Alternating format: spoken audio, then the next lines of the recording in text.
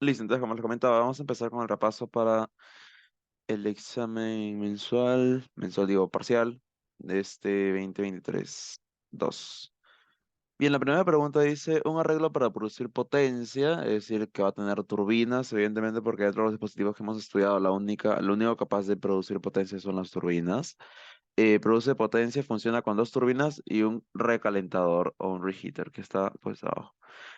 Como se muestra en la figura 1, el vapor de agua entra a la primera turbina a 40 bar y 500 grados Celsius con un flujo volumétrico ya, no da un flujo volumétrico de metros cúbicos por minuto. El flujo volumétrico y el estado indirectamente nos están diciendo el flujo másico, porque de las propiedades termodinámicas que son la presión y temperatura podemos extraer el volumen específico y con el flujo volumétrico y el volumen específico podemos determinar el flujo másico, que es lo que nos interesa para los balances de energía. El vapor sale de la turbina a otro estado, como que ya conocemos el estado de entrada y salida y conocemos el flujo másico, podemos determinar la potencia producida por la primera turbina. Luego el vapor se sobrecalienta a presión constante, ya un reheater, ya un proceso de presión constante y nos da la temperatura final, o sea que tenemos también determinado el estado final. Bueno, el estado 3 que sería la salida del reheater. Entra la segunda turbina, el vapor sale de la segunda turbina con vapor saturado 0.7 bar, entonces también podemos tabular ese estado. O sea, los estados 1, 2, 3 y 4 se encuentran adecuadamente tabulados. Simplemente debemos buscar sus propiedades termodinámicas en las tablas de saturación o de vapor sobrecalentado para el agua. La primera turbina es adiabática, mientras que la segunda turbina transfiere calor a sus alrededores a una tasa de 800 kilowatts. Es decir, ya tenemos todo lo necesario para hacer los balances de energía dentro de las turbinas. Ya, ahora el recalentador tiene como única función calentar el vapor de agua, entonces vamos a considerarlo adiabático. Para operación estacionario e ignorando los efectos de energía cinética y potencial, calcular. Ya, nos piden el flujo másico de agua, la potencia producida en la turbina 1, turbina 2, el calor suministrado en el recalentador, todo eso lo podemos determinar en los balances de energía que vimos, poseemos la información necesaria para tabularlos.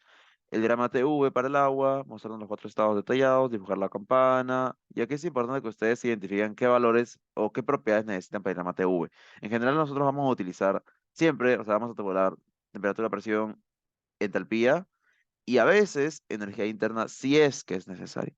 Pero normalmente tabulamos entalpía y ahí queda. A veces por mala costumbre solo llegamos a entalpía, pero el diagrama TV o el diagrama PV es fijo, es decir, van a tener que tabular volumen específico también. No se les vaya a pasar porque luego si no van a perder tiempo volviendo a tabular, ¿no? O sea, les va a consumir tiempo de todas maneras. Y en la D, si le pidiera mejorar la eficiencia de la turbina 2, ¿cómo lo haría? ¿En qué porcentaje aumentaría la eficiencia de dicha mejora? Ya, ahí pues vamos a evaluar ciertas características que nos menciona el enunciado específicamente acerca de la turbina número 2, porque hay otros aspectos en torno al diseño de la turbina que no vamos a tratar en este curso y probablemente no vean tampoco en la brevedad, pero sí hay maneras de optimizar el funcionamiento de ciertos dispositivos. Lo trabajaremos más a detalle en segunda ley de la termodinámica, pero por ahora veámoslo solo en términos energéticos. Ya, esta era la pregunta número 1 y era la pregunta que más pesaba en este examen, pesaba 14 puntos y es una pregunta pues sencilla, en síntesis no es complicada porque los datos ya están completamente tabulados, es cuestión de hacer balance de energía, reemplazar y ya está.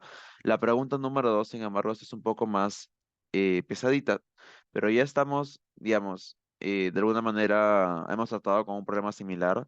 Recuerdo la sesión antepasada cuando analizamos un proceso transitorio. La pregunta es, en esencia, casi la misma. Ya solo es que ahora te dan el gráfico, te dan las condiciones de entrada, como que de alguna manera ya están cambiando un poco la idea del problema, pero el balance es exactamente igual.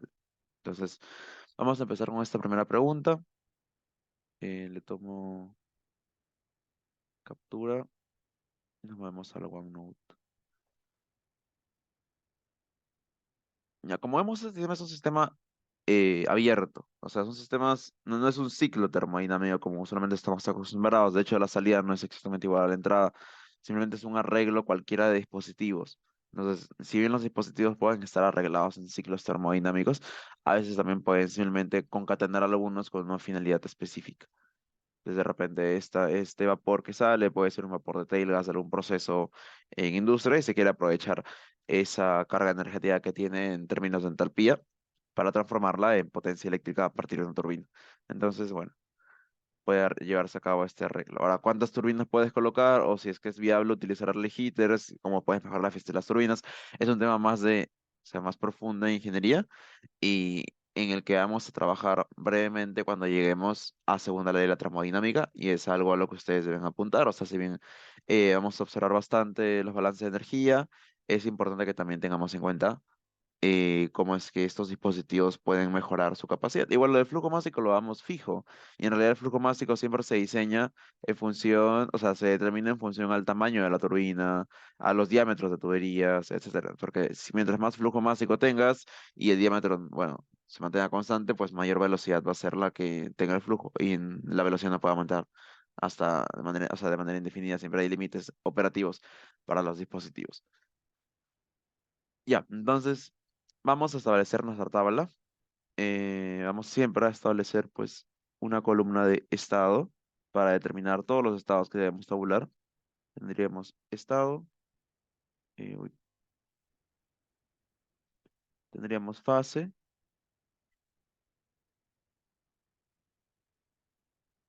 y condiciones termodinámicas como la presión, la temperatura, el volumen específico y la entalpía específica, que son para sistemas abiertos que operan en este escenario todas las propiedades que necesitamos, tanto para los balances como para el diagrama TV o PV. Tendremos presión, que va a estar en bares, la temperatura en grados Celsius, debemos tabular también la entalpía para los balances de energía y por otro lado el volumen interno, perdón, el volumen específico, volumen interno, metros cúbicos por kilogramo. Ya, les daríamos un total de 4 estados, de los cuales 4 de ellos son vapor sobrecalentado, evidentemente o sea, si estamos cada vez disminuyendo la energía y al final recién llegamos a vapor saturado, entonces quiere decir que los anteriores estados han sido todos vapor sobrecalentado. Y entonces tenemos 3 fases de vapor sobrecalentado que son, si es que no hay que interpolar, las más sencillas de tabular, es decir, las más rápidas de tabular. Y la última fase que es vapor saturado, que también es sencillo porque simplemente ir a dar la saturación a 0.7 bar. Me parece que está el dato, ni siquiera hay que interpolar y tabular. El problema no se ve complicado de largo, tampoco se ve largo, entonces de plano vamos a preocuparnos un poco porque ese problema no nos puede consumir tanto tiempo. 40 bar, 500 grados Celsius, 20 bar, 400 grados Celsius. Acá es 20 bar y 500 grados Celsius. Y el último estado es vapor saturado a 0.7 bar. Entonces podemos tabular todas las propiedades yéndonos a las tablas del Murray Shapiro. Entonces vámonos aquí, bibliografía, tablas termodinámicas de Shapiro. Ah, cierto, el examen va a ser presencial, imagino. Porque ya estaba mucho con la costumbre de hacerlo virtual, el parcial. No, o sea, ya les han pedido que te hagan las tablas impresas. El problema es que a veces no imprimen las tablas tan, o sea, al menos no para el parcial, sino para el final. Y eso era porque antes el parcial era como virtual. Y a ver, vámonos a por sobrecalentado para el agua. Sabemos que es agua, entonces está aquí. A una presión de 40 bares, está acá, entonces no hay que interpolar. ¿Y a cuántos grados Celsius? 500 grados Celsius. Tabulamos entalpía y volumen específico. O sea, a 500 grados Celsius determinamos la entalpía, que son 3445.3. 3445.3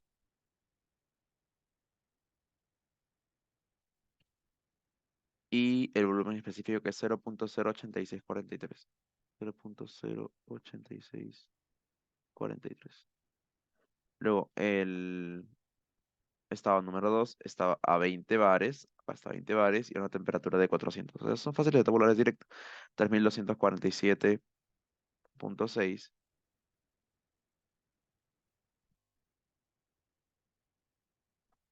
El volumen específico que es 0.1512.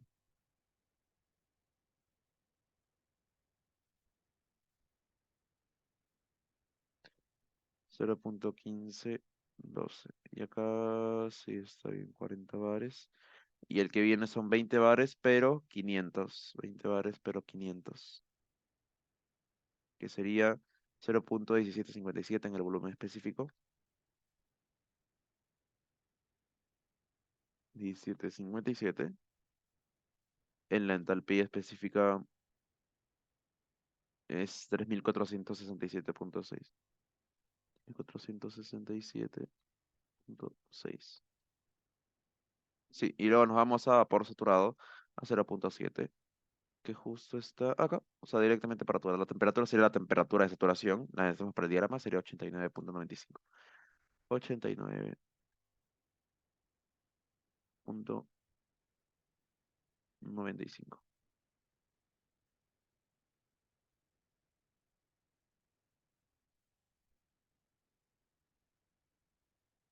Y el volumen específico sería el volumen específico del vapor saturado, que es 2.365.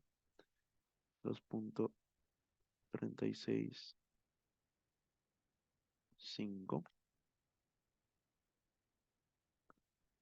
Y la entalpía específica sería 2660. 2660. Y nada más. Y entonces ya tenemos toda la información tabulada acerca de cada uno de los estados.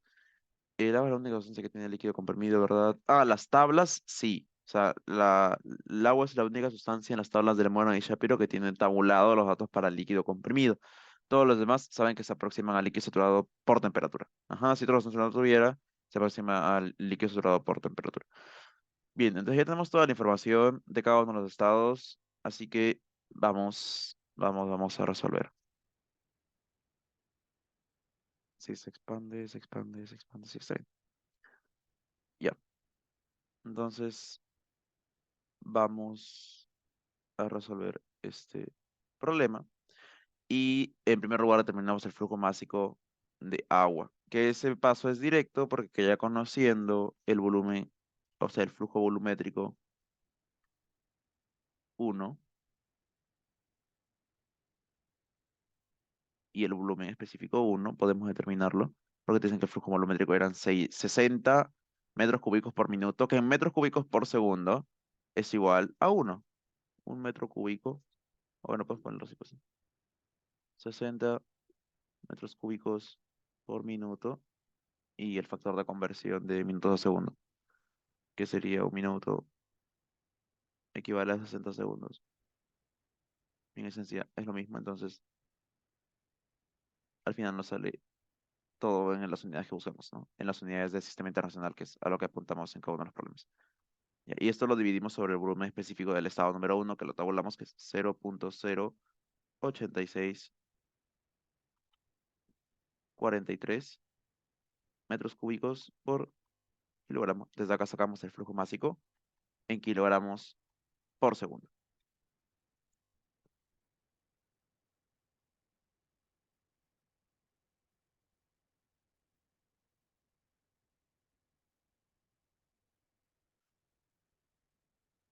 Mm,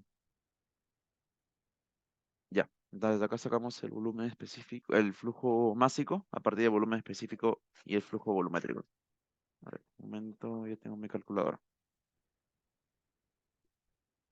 Y este valor es igual a 1/0.08643. Ya, y nos sale que es 11.57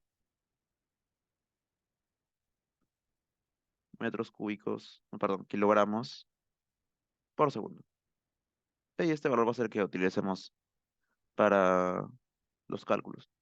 Pero como está en este escenario, no se acumula materia, entonces este flujo es el mismo para todos los demás dispositivos, tanto en la entrada como en la salida. Así que ese es el flujo masivo que necesitamos. Nos pide la potencia de la turbina, o sea, la potencia producida en la turbina 1, el calor suministrado en el recalentador y en la turbina número 2. Ahora, la turbina número 1 nos tenía que es adiabática, entonces al determinar nuestras... Vamos a delimitar los sistemas ya acá, ya, para no tener que volverlo a dibujar. Uno delimita el sistema, las fronteras siempre de manera obligatoria y cubriendo pues todos los alrededores del dispositivo. Y lo mismo con el otro. Para la turbina número 2 de manera análoga, establecemos las fronteras del sistema para poder realizar el balance. Si no estuvieran las fronteras, les van a descontar puntos por rúbrica. O sea, lo más importante al inicio es que delimiten sus fronteras adecuadamente. Ya, entonces tendríamos en el sistema número uno, nos dan de dato que el calor hacia los alrededores es cero, y en el 2 nos dice que se transfiere calor a sus alrededores a una tasa de 800 kilowatts. Entonces, este calor de salida sería de 800 kilowatts. Ahora, con esos datos nos movemos para abajo y nos piden la potencia en cada una de las turbinas y el calor suministrado en el reheater. Entonces, vamos a establecer los balances de energía para, en primer lugar, la turbina número uno. Turbina número uno y colocamos las consideraciones. Sabemos que está en estado estacionario. Ya sabemos a partir del balance general de una vez. Cuando tenemos un sistema abierto, tenemos que la variación de energía respecto al tiempo dentro del volumen de control vendría a ser igual al calor más el trabajo de flecha, o sea, conocer el sentido por esta convención de signos, más la sumatoria de en la entrada, todo lo que ingresa en forma de flujo másico. Y ese factor, vamos a ponerlo por acá, dijimos que la energía que transporta el flujo vendría a ser la entalpía, más la energía cinética y la energía potencial. Bueno, en realidad estaba la energía interna más un efecto de la presión, pero estos dos se juntan por definición en una magnitud denominada entalpía. Entonces, de frente ya en los balances vamos a colocar entalpía en lugar de la suma de estos dos elementos, pero de ahí vienen. Esta acá sería de frente entalpía, energía interna específica y energía potencial específico. Y lo mismo para la salida. Flujo másico, pero ahora es una resta porque está saliendo energía. Y la energía que transporta de flujo sería entalpía, energía cinética específica, energía potencial específica. El programa nos indica en cada una de las turbinas, o sea, en cada uno de los dispositivos que despreciemos los efectos de energía cinética y potencial. Entonces las variaciones se van. Además nos indica que está operando en estado estacionario. Entonces, como está operando en estado estacionario, esto es cero. Por ser un dispositivo que opera en estado estacionario, no se acumula materia ni energía. Además, en el primer problema nos indican que esto es cero. Esto es dato del problema, porque no hay calor hacia los alrededores, indica. Luego, la potencia es lo que debemos determinar. Y como estamos utilizando esta convención, vendría a ser menos la potencia de la turbina número uno, más ¿cuánto flujo másico de entrada? Hay solo una corriente. En la entrada solo hay una corriente. Y en la salida solo hay una corriente. Entonces, vamos a valernos de ambas corrientes más. El flujo másico lo podemos factorizar, de hecho, porque es el mismo, tanto en la entrada como en la salida. Entonces, vamos a factorizarlo una vez. La energía cinética y energía potencial se simplifican porque su variación se desprecia. Su efecto en el balance de energía se desprecia. De esta manera nos quedaría flujo másico por la entalpía en la entrada, que sería H1, y la entalpía en la salida, que sería H2. H1 menos H2. Y despejando, al final nos queda que la potencia de la turbina número uno sería igual al flujo másico H1 menos H2, bajo todas las consideraciones que el problema nos pide tomar en cuenta. Desde que es adiabática hasta que opera en estado estacionario, que se desprecian los efectos de energía cinética y potencial.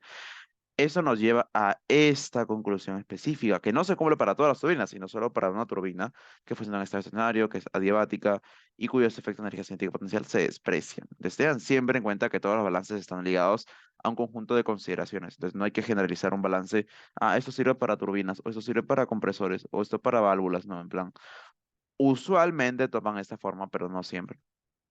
Y lo que quedaría acá al final es reemplazar. Entonces, al final simplemente reemplazamos. Bueno, ya, de frente. La potencia de la turbina, uno vendría a ser el flujo máximo que es 11,57 que lo determinamos del ítem anterior, y la diferencia de entalpías, que sería la entalpía uno, este valor de acá,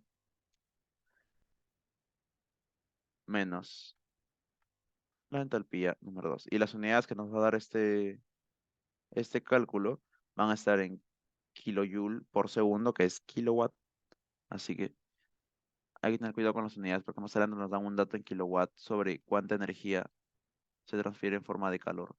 Así que para que tenga homogeneidad en las unidades hay que verificar en qué unidades estamos trabajando. Que usualmente todo es en sistema internacional, o sea que todo va a ser en kilowatt, bueno, en un watt en teoría, pero estamos en múltiplo de la unidad de sistema internacional, entonces sería kilowatt. Así que, bueno, igual las tablas todas se mandan en kilowatt. Así que usualmente esa va a ser la base energética, o sea, kilojoule o kilowatt, la base energética sobre la que lo que trabajemos. Sería 57 por 3445.3 menos 3247.6. Y esta ahora nos sale 2287.389 kilowatts. Y ese sería el valor que nos pide este ítem. Ok, pero eso es para la turbina número uno. Para la turbina número 2 hacemos un proceso análogo. Dejamos a copiar el balance. Solo que hay que tener bastante cuidado con ahora las consideraciones. Porque la turbina número 2 no es adiabática. Que la turbina número 2 no es una turbina adiabática, sino que nos indica que hay transferencia de calor hacia el entorno. Y este calor, o sea, el problema indica, toma un valor de 300 kilowatts. O sea que hay un Qout, habíamos puesto,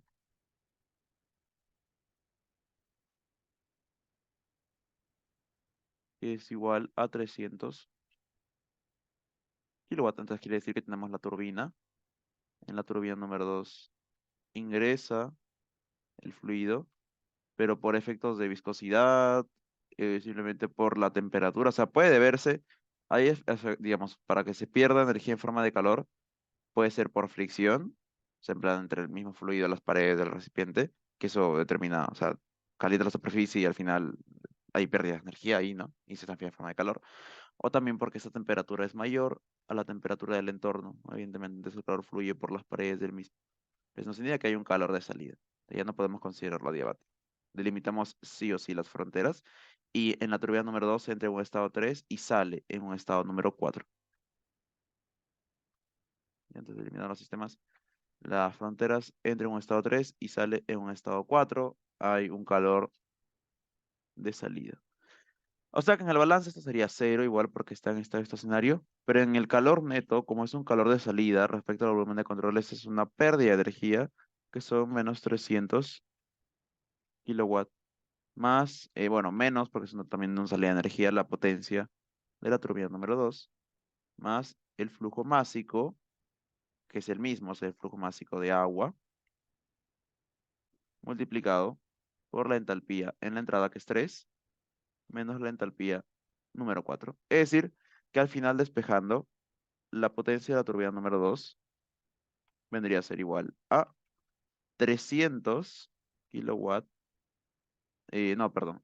Esto pasa al otro lado. Tendría menos flujo másico de agua, H3 menos H4, pero hay parte de esa energía que no se está aprovechando netamente, sino que se va en forma de calor. O sea que hay menos 300 kilowatts que se pierden en forma de calor. Esa es lo particular de esta turbina que no es adiabática, entonces no podemos tener un balance como en el anterior. Y ahora reemplazamos. Y nos queda flujo másico que es 11.57 kilogramos por segundo. 11 sí, ¿no? 11.5. Le restamos, bueno, multiplicamos por H3 menos H4 y reemplazamos los valores. Estamos pues con este ítem resuelto. Restamos, esto va a ser en kilojoule por kilogramo y le restamos 300, o sea, al final las unidades acá a la izquierda nos van a ser en kilowatt y tenemos menos 300 kilowatts, entonces está bien. Y acá sacamos la potencia de la turbina número 2. Y eso sería 11.57 por menos 2660 menos 300. Y este valor sale 9043.9302 kilowatt. Y vemos que en la turbina número 2 aprovecha más energía, ¿no? Que la turbina número 1, que eran 2000 nomás. Eso se ve que la diferencia de entalpía es bastante mayor. Entonces en la turbina número 2 hay una caída de presión, una caída de temperatura más significativa, con lo cual se aprovecha más energía que está en forma de entalpía en el flujo para producir potencia eléctrica en la turbina. Ahora nos falta en el reheater.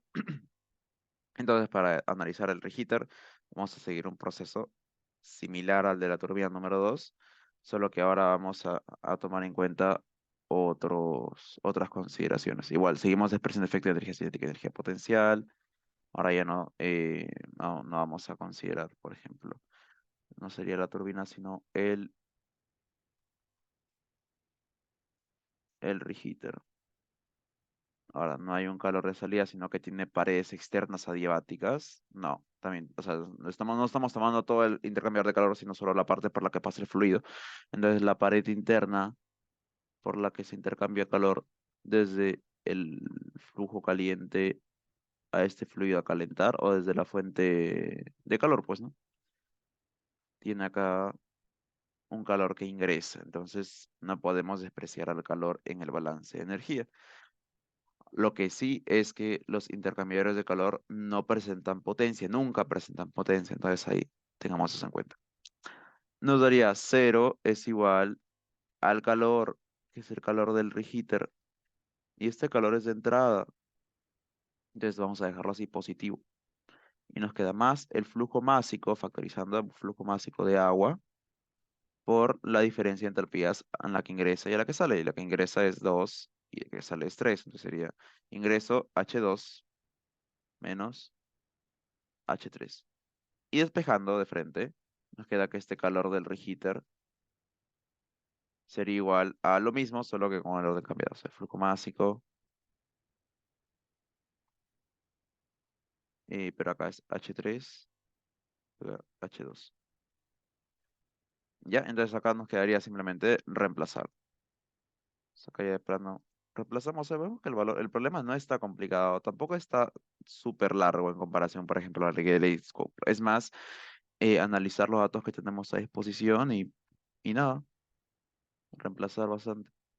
Porque vamos a ver el otro examen, que siento que sí es un poco más largo de resolver porque sí presenta un ciclo, aunque ni tanto. O sea, la cuestión es manejar definiciones claras, tabular rápido y hacer los balances de energía también rápido.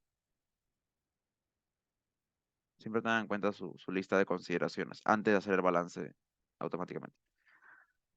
Ya, y este valor sería en kilojoule por kilogramo y al final nos da el calor del reheater, que es el tercer parámetro que nos pedían calcular en el problema.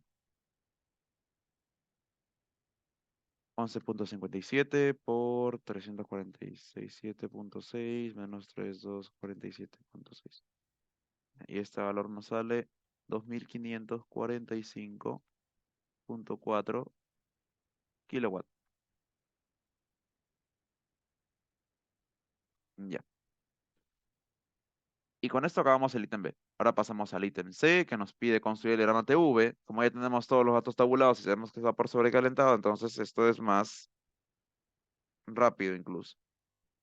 Entonces diríamos acá, en la pregunta número, el ítem C, para el gráfico del diagrama temperatura,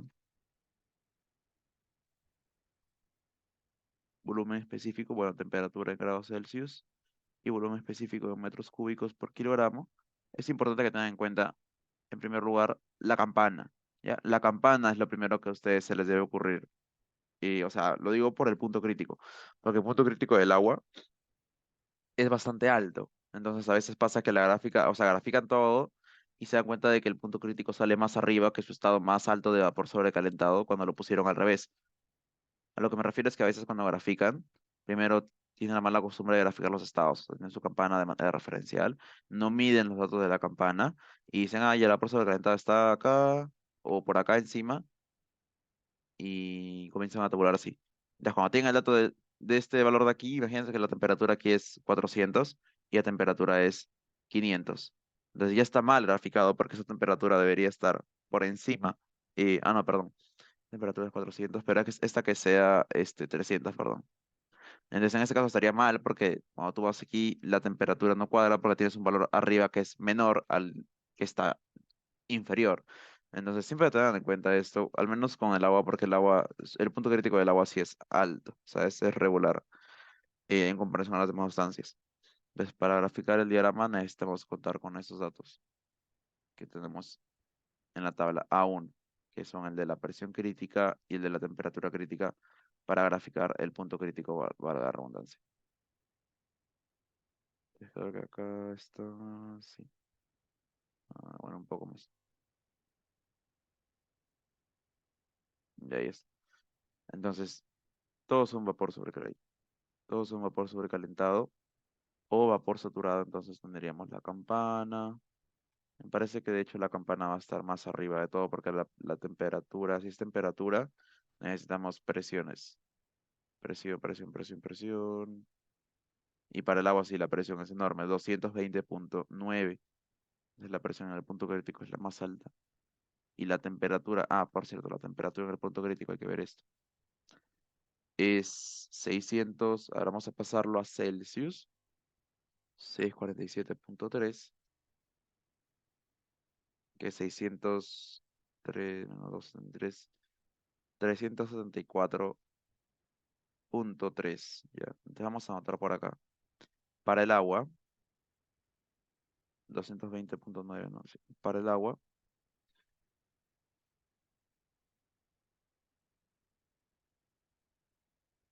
desde la tabla A1, siempre hay que recordar referencia en la tabla. Bueno, no tienen que aprenderse todos los números, pues no, pero yo lo pongo para que se hagan una idea de dónde se extraen estos datos.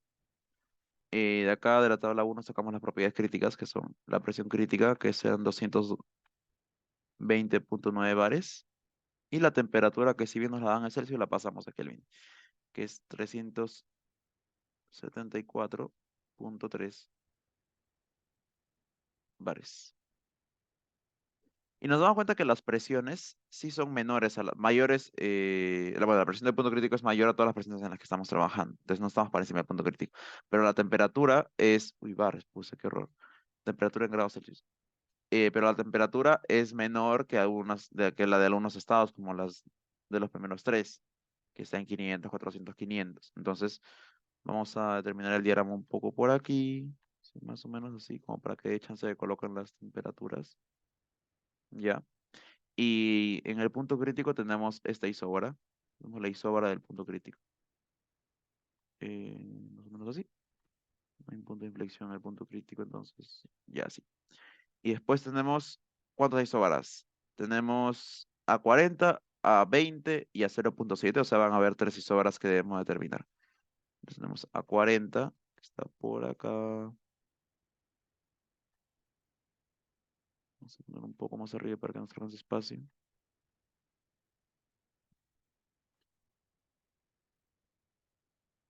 Y acá no hay mucho secreto de gestión de. Yo coloqué primero las isóbaras para que se guíen con las presiones y que cuadre. Luego tenemos una isóbara un poco más abajo que la de 20. Y el último la de 0,7. Lo que sí es que hay que ver los volúmenes, en plan, los volúmenes específicos. Porque empezamos en la más alta, luego hacia la derecha, hacia la derecha, hacia la derecha. Sí hay que tener sí hay que tener bastante cuidado, sobre todo con cómo determinar los volúmenes específicos. Pero yo creo que así sí cuadra. O sea, igual vamos a después mover un poco el gráfico de repente por si algún dato no encaja adecuadamente. O sea, sobre todo los volúmenes específicos. Ya, entonces tendríamos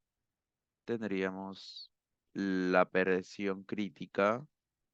Este diagrama es un diagrama de temperatura en grados Celsius. Bueno, un poco más chiquito.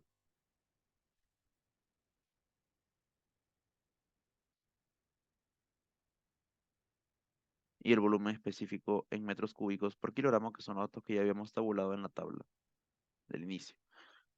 Les tenemos la presión crítica, que está a 220,9 bares. Esta presión que está a 40 bares. Una presión más pequeña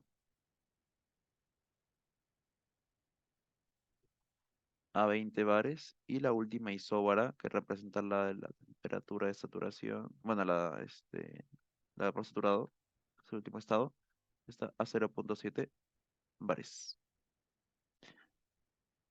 Entonces ya con esto tendríamos Solamente hay que tabular las temperaturas. Ahora, hay que cuadrar bien el dato de los volúmenes específicos porque no siempre encaja adecuadamente.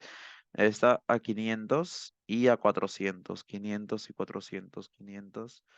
Entonces, más o menos para que cuadre 500, 400. Así está bien. Preciso vapor sobrecalentado. Esto debe estar un poco antes. 400. Ya hay 500 por acá, más o menos. Y entonces esto voy a moverlo un poco más acá. Sí, un poco más aquí.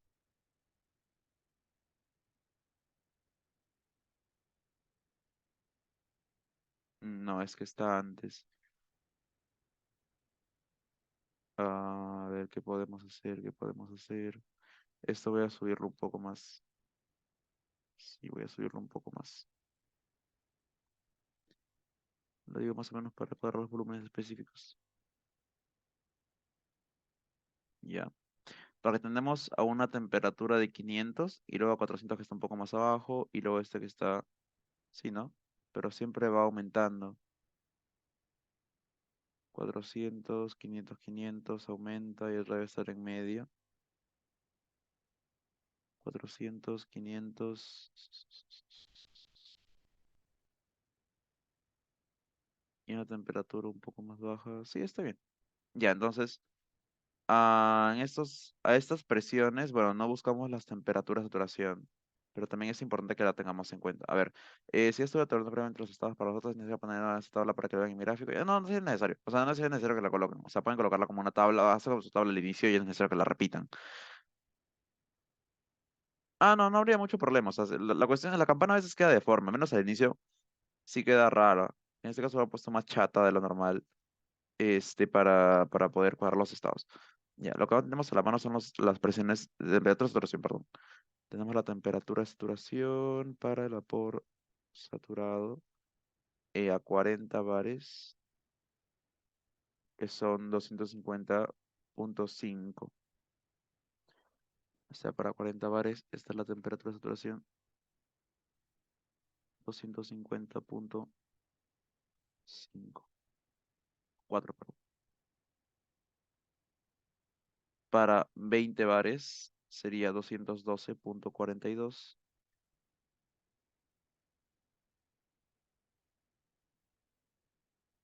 Para 0,7, no, ya lo tenemos. Ya, entonces eso está un poco más abajo. Vamos a determinar que debe estar acá por encima. Entonces vamos a decir que estos son 500 ya. Más o menos que estos son 500. Y ahora cuadramos 400. Si esto es 500, los estados que buscamos son acá. Y 400 debe estar por aquí, más o menos. Que quede entre medio de esos dos. O sea, acá buscamos. Pero el problema es que debe estar por encima del punto crítico. O sea, está por acá. Ya. Entonces 400 debería estar más o menos por aquí. Bastante cercano al punto crítico, pero tampoco tan, tan, tan, tan, tan. Vamos a elevar un poco 500. No queden tan pegados. Que ese sea 500 y corta estos isóbaras por aquí y este que sea 400 ya está. Ahí está bien. El problema es acá abajo. Sí, el problema es que el volumen específico desde aquí hacia abajo debe ser más pequeño. Entonces vamos a hacer esto. Vamos a hacer un poco más altas las isóbaras. Vamos a hacerlas para acá. Y vamos a hacer esto también un poco más abajo. Ya ahí está. Y ahora sí. Sí, es que la temperatura crítica es 600, pero en Kelvin. Hay que pasarlo a Celsius. O sea, acá me parece que te dan la del agua así. Está, pero en Kelvin. Y las temperaturas que tenemos que manejar están en Celsius. Entonces tienes que restarle 273. Me parece que esto está bien acá. Si lo colocamos aquí un poco más a la izquierda. Ya, sí. Tendríamos lo que sí es que esto un poco. A ver, si esto lo podemos bajar un poco más, sería lo ideal. De aquí a aquí. En el intermedio. En el intermedio ya estamos. Sí, sí es acá, perfecto. Si es acá, perfecto. Ahora sí, tiene mucho más sentido. Cerramos un poco más la campana. Y ya está. Entonces esto lo podemos mover un poco más hacia la derecha. No tanto. Por acá. Ya, sí, perfecto. Entonces ahora sí, tendríamos nuestros estados. Este está a 400, ¿ya? Y el estado que tenemos acá intermedio, este es del 1 al 2. Se vuelve a calentar a presión constante de 20 bares. Hay que mover los datos. Hay que mover los datos para acá. Esta presión es de 40 bares.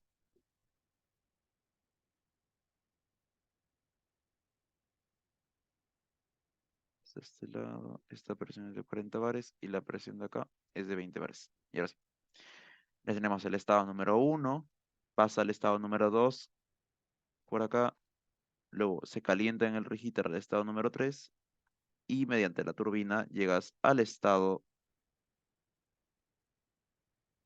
número 4 acá, de vapor saturado. Cada uno tiene su volumen específico, el problema del orden, o sea, porque iban creciendo en cada etapa. Ya, sí, está justo, o sea, está justo, justo, bien justo los datos del volumen, como para que yo no los coloque ahí. Ya. Entonces tendríamos tanto temperatura, presión, como el volumen específico ya listos para ser colocados en la gráfica. Ahora los puse, o sea, me demoré más o menos haciendo la escala por los datos de volumen específico que tenemos acá. Ya. Sobre todo por eso. Ahí tenemos presión en bares y temperatura en grados Celsius. Y para esta gráfica, pues tendríamos esto. Estamos, está bien. Ya el volumen específico va aumentando. El último, bueno, o sea, el 4 para que esté en escala debería estar como que muy a la derecha, o sea, esto mucho más a la izquierda, en plan algo así. O sea, que esto esté por acá y esto esté así. Ya, o sea, sí lo queremos hacer realmente en escala, pero bueno, no se puede. En plan, ya está así. Entonces, simplemente vamos a colocar los valores. Tampoco les piden que sea exactamente en escala en el examen, no hay una rúbrica, sino que tenga sentido, o sea, que la gráfica esté acá algo exagerada, o sea, porque el estado número 4 debe estar bastante más a la derecha, pero que los valores tengan sentido, o sea, que vaya aumentando dentro de todo. Este es el estado número 1, el estado número 2 es un poco mayor, 0.1512, o sea, que sea 0.1512. El que viene es el que le sigue, 0.1757. Y el último sería 2. No se lo puedo lograr. 2.365. Y vemos que, si bien no está todo en proporción, encaja con los valores que tiene. O sea, va aumentando, entonces se va moviendo hacia la derecha los estados. Entonces, igual con las temperaturas, la temperatura 400 es mayor a la 500 y todo esto es mayor a la temperatura del punto crítico, que la tenemos casi en 400. Y su valor es, a ver, voy a colocar bien esto y ahora sí. Y su valor en este punto crítico es de 374.3. Están ahí, pegaditos. Y eso sí tiene más como que sentido. Ahora esté más o menos en escala. Las temperaturas. Y ahora sí. Entonces, los procesos son otro detalle que debemos poner en el gráfico.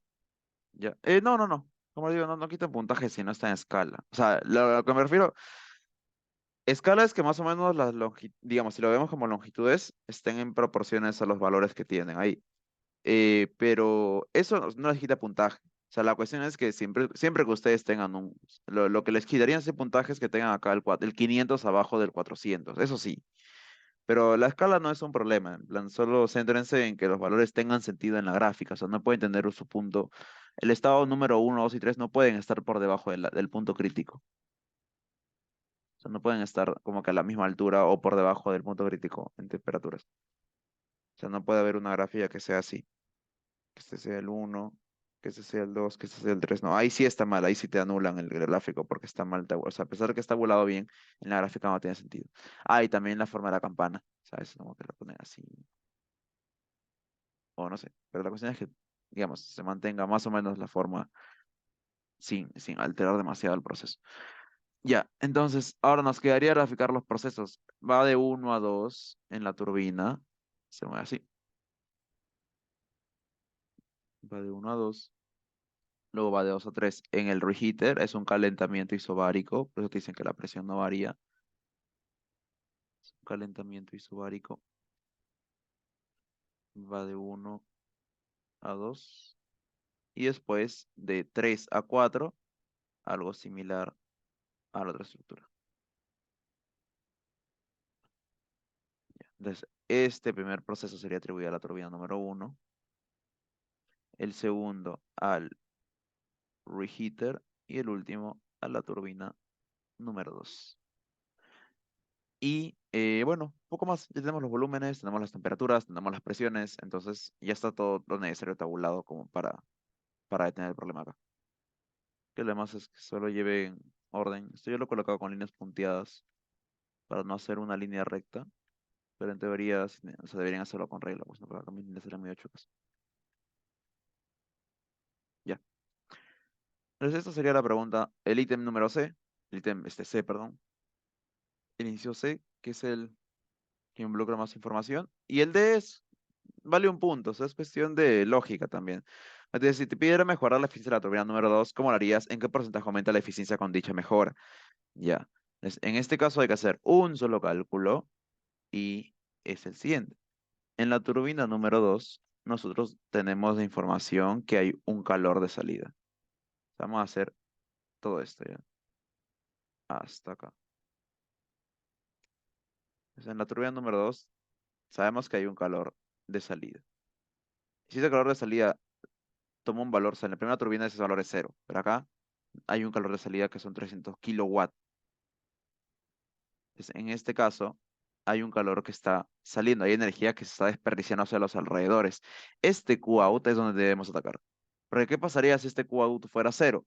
Imagínate que este Qout fuera cero. Nosotros sabemos que el valor de la turbina 2 ahorita, o sea, lo que tenemos ahorita de potencia son 900, no lo habían cerrado, no lo habían marcado.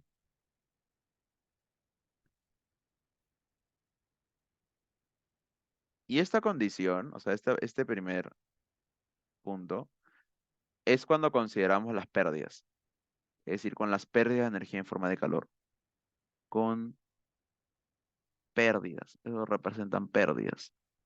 ¿Cómo se puede mejorar el dispositivo para que ese calor que se está perdiendo sea aprovechado? Colocando un aislamiento. O sea, uno podría colocar un aislamiento acá en las paredes externas para que no se esté perdiendo esa energía en forma de calor. Entonces, ese aislamiento que uno colocaría impediría que se transfiera tanto flujo de calor y esa energía se podría aprovechar para ser absorbida por el fluido en la salida. Entonces, esto sería cero. Nos quedaría que la potencia de la turbina sería flujo másico, simplemente H3 menos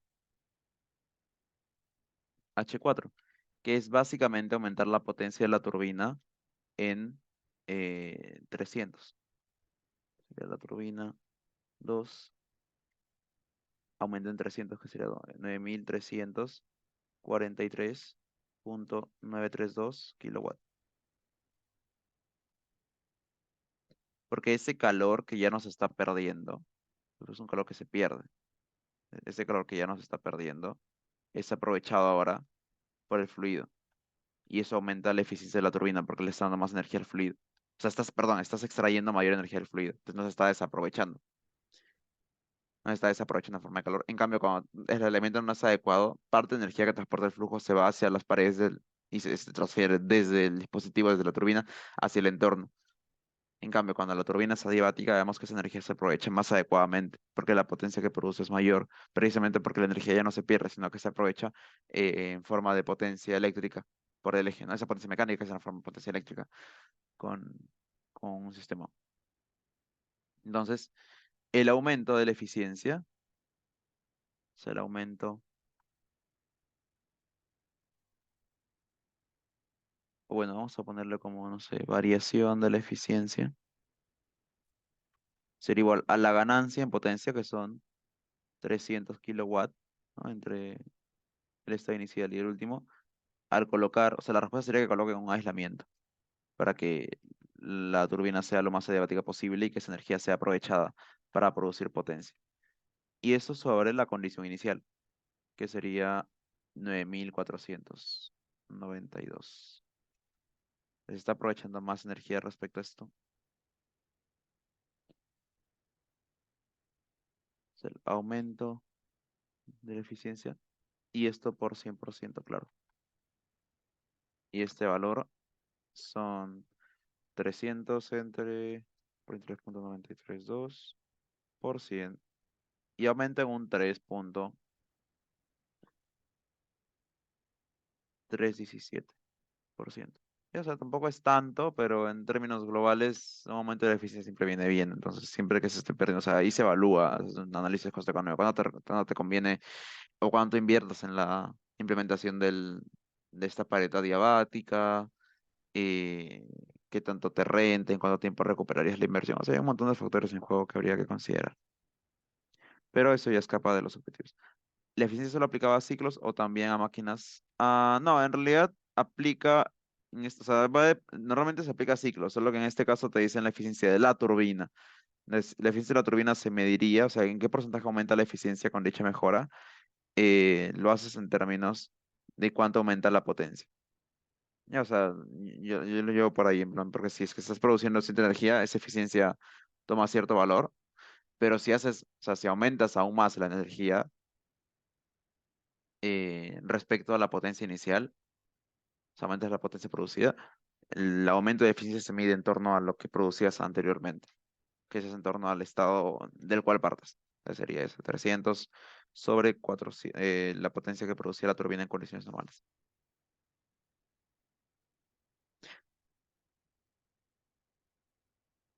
Porque, no, claro, es que lo que pasa es que esa eficiencia, si hablamos de ciclos, no se define siempre sobre calor, o sea, en plan, en ese caso sí, o sea, porque depende de cómo nosotros medimos qué también opera el ciclo, pero no es que, si es adiabático, la eficiencia pierda sentido físico, no, la eficiencia te dice que también funciona el dispositivo, esa eficiencia se mide para ciclos de potencia en términos de cuánta potencia produces por la inversión de energía que sería en forma de calor o de potencia eléctrica.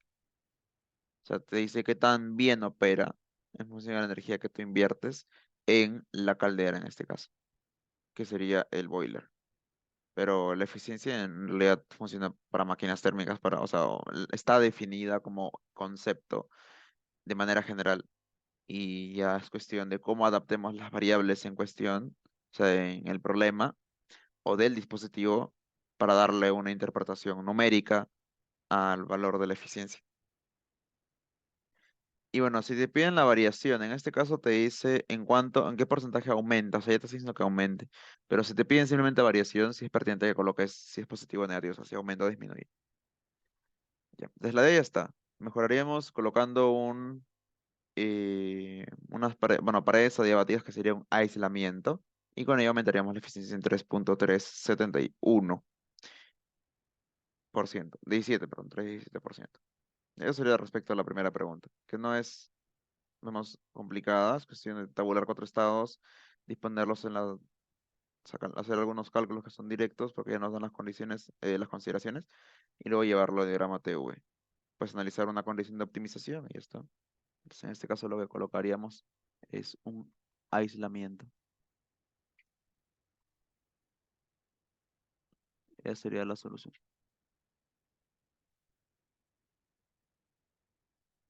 En el solucionario en ese ítem será otro número. A ver, depende capaz de cómo han definido la eficiencia, porque a veces cuando hablamos de eficiencia puede ser entre la diferencia de entalpías.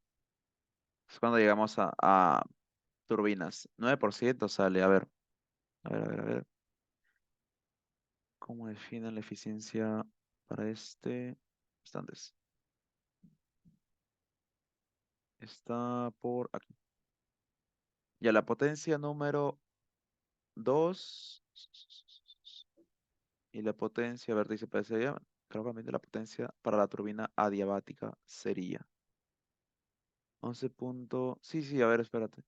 En este caso estoy tomando la eficiencia, o sea, en función a qué potencia producías inicialmente. O sea, qué potencia producías en un inicio. Y después... Ah, es que es 800. Ah, sí, tienes razón. Mm, sí, sí, sí, tienes razón. Entonces esto no es 300, es 800. Entonces por eso, es por eso. Y ahí este valor inicialmente cambiaría también 11.57.932. Y ahí este valor sería 850.43. 8, perdón, 8543. Acá también cambiamos esto acá. Sería 8585. Y esto es 800.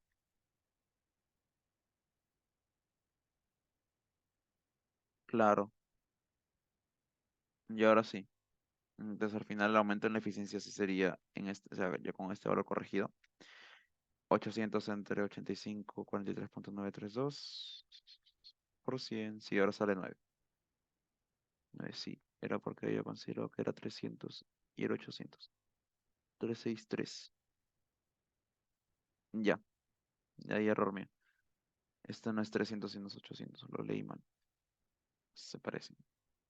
Y ahí lo mismo acá arriba. Esto no es 300 sino que es 800. Y lo mismo acá. Sí, acá había otro 800. Luego lo pasé 300. Se me fue.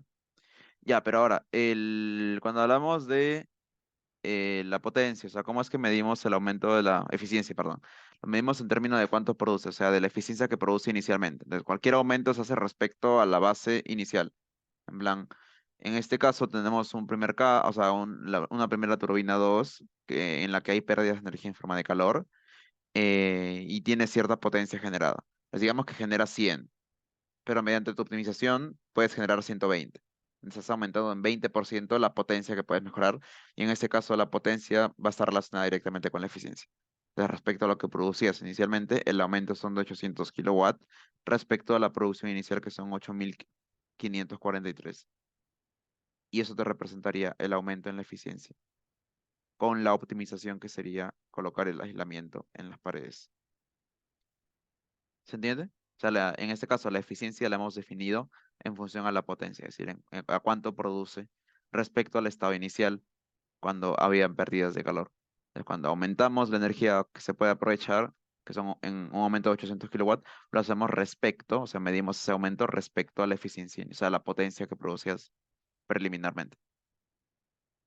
Entonces, así es como relacionamos la eficiencia. Ya.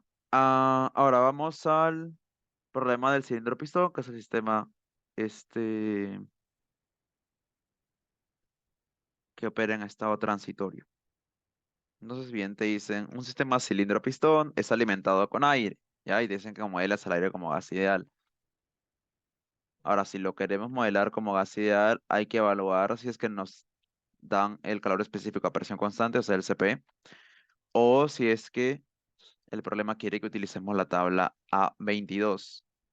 Ya acá te dice, o sea, grandazo te dice, usar la tabla A22 para resolver la pregunta 2, no subir CV o CP constante. Ya ese es el problema, porque cuando nosotros asumimos, o sea, podemos tomar, CP igual a 1.005, que es el que consideramos para el aire, pero en este caso no, te dice que no utilizamos la tabla 22, entonces no usar la tabla, no, perdón, no CP constante, sino que utilicemos por el contrario la tabla A22. Ya, entonces nos dan el R del gas, o sea, R universal sobre la masa molar, el cual entra ya a 7 grados Celsius y 140 kilopascales. No sé qué pasar todo de una vez a grados Kelvin para no tener problemas. 273 más 7 sería 280, entonces en el ingreso esto está a 280 Kelvin en una presión de 140 kilopascales. El aire es suministrado hasta alcanzar condiciones del estado número 2.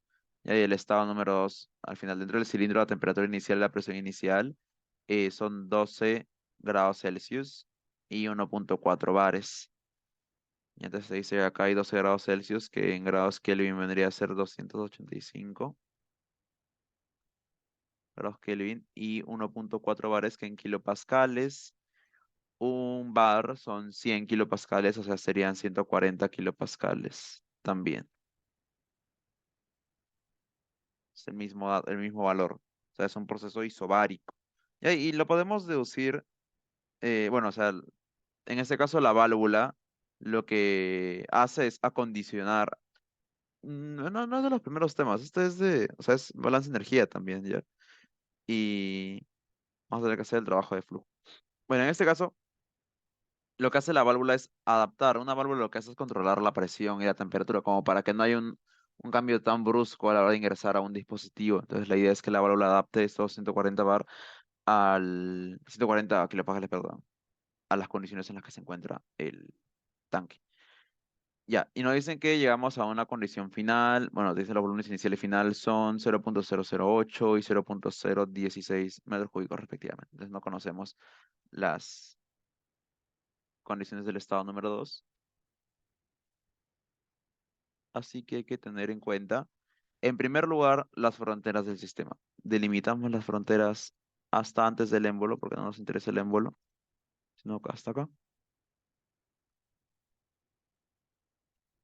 Y bien, una vez delimitamos el sistema como nuestro volumen de control, porque es un sistema abierto ya que está ingresando materia, hay que determinar la naturaleza del proceso.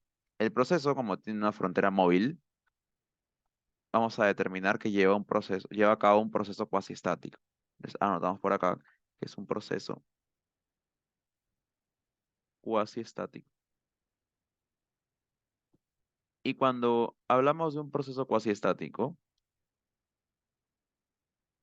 debemos tener en cuenta que existe una expresión para el trabajo de frontera móvil. El trabajo de boundary sería la integral de la presión diferencial de volumen. O sea, presión diferencial de volumen en el estado 1 y el estado 2. Sí o sí debe llevar a cabo un proceso cuasi estático, de otra manera no podríamos determinar el trabajo en la frontera del sistema. Bien, además, para que este proceso sea cuasi estático, como no hay fuerzas externas más allá de la presión atmosférica, entonces en el DCL del émbolo, el émbolo siempre se debe encontrar en equilibrio. Tenemos acá presión atmosférica por A, presión por el área y peso. El área es constante, la presión es constante. O sea, si el área es constante, la presión atmosférica es constante, el peso es constante, entonces la presión interna debe ser constante. A eso llegamos de conclusión, que la presión interna debe ser constante. O sea que la presión 1 es igual a la presión 2 básicamente. Entonces la presión número 2 sería también de 140 kilopascales. Además, si es un proceso isobárico, esto puede salir y te queda volumen 2 menos volumen 1 directamente. Ya tenemos los volúmenes de dato. Podemos calcular, si conocemos la presión, que son 140 kilopascales, tenemos el trabajo. Entonces tenemos ahí dos puntos que podemos determinar directamente. Les vamos a empezar por ahí. O sea, si podemos aprovechar algún puntaje, en el examen directamente háganlo. No necesariamente tienen que ir en orden todos los ítems. El problema principal, no, nos dan el volumen, pensé que nos dan el volumen específico. Entonces, en este caso directamente decíamos que el trabajo de frontera móvil vendría a ser igual, solo tengan mucho cuidado con las unidades, sería 140 kilopascales, y entro en sistema internacional y ya está, entonces no hay problema. 0.016 menos 0.008 metros cúbicos. Y ya con esto tenemos el trabajo de frontera móvil. ¿Hasta acá todo bien? Este era directo. O sea, en plan, determinamos que es cuasi estático. Para que sea cuasi estático, el émbolo debe estar en equilibrio. Y para que eso ocurra, la presión interna debe ser igual siempre. Ya. Y esto sería 1.12 kilowatt. Ya, porque está en kilopascales. Pascales por metro cúbico es watt. Y como estamos en kilopascales, sería kilowatt. Y acá tenemos la potencia. Bueno, el trabajo, perdón. El trabajo. Que sería kilojoule, perdón. No kilowatt. Porque no está respecto al tiempo. Entonces serían kilojoule. Pascales por metro cúbico es joule, porque están en unidades del sistema internacional. Y el kilo, pues simplemente se pasa, será kilowatt, no kilojoule. Si nos dieran el tiempo en el que ocurre el proceso, ahí sí podríamos determinar flujos. Pero en este caso no. Tenemos simplemente el trabajo realizado por el flujo, pues, ¿no? Por la sustancia, que es un trabajo positivo, o sea, es un trabajo de salida, es un trabajo del sistema hacia el entorno porque estás empujando el émbolo hacia arriba, el volumen está aumentando y por esa razón es que hay un trabajo de salida. Ya. Ahora, debemos determinar las condiciones al inicio y al final. Para eso, o sea, si queremos el ítem E, nos piden la masa final y la masa inicial. Si nosotros tenemos o sea, nos dicen que es modelable como un gas ideal, cumple la ecuación de estado de gas ideal, que sería presión por volumen, masa sobre masa molar, RT. Y despejando la masa,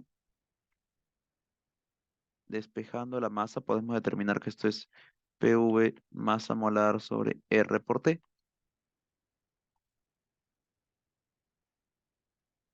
Y esto lo vamos a hacer para cada uno. Entonces, la masa que ingresa sería la diferencia de masas. Lo que nos piden es la masa al inicio y al final.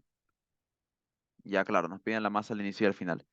Entonces, podemos determinar la masa al inicio y la masa al final, conociendo las condiciones masa uno y la masa 2. Masa uno vendría a ser presión uno, volumen uno, R y la masa molar se juntan en el R del gas y la temperatura. Y la presión 2, volumen 2, tenemos la presión porque es constante, R del gas, temperatura. Y esto es directo. La presión 1 es 140 kilopascales, volumen 1 es 0.008 metros cúbicos. Todo lo dividimos sobre el R del gas que nos lo dan de dato, que es 0.287. 0.287, que nos dicen que está en kilojoule, kilogramo Kelvin. Entonces, ese kilojoule se va a ir con el kilopascal es metro cúbico.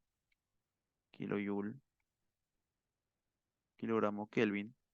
Y por último, la temperatura vendría a ser 280, no, 285. 285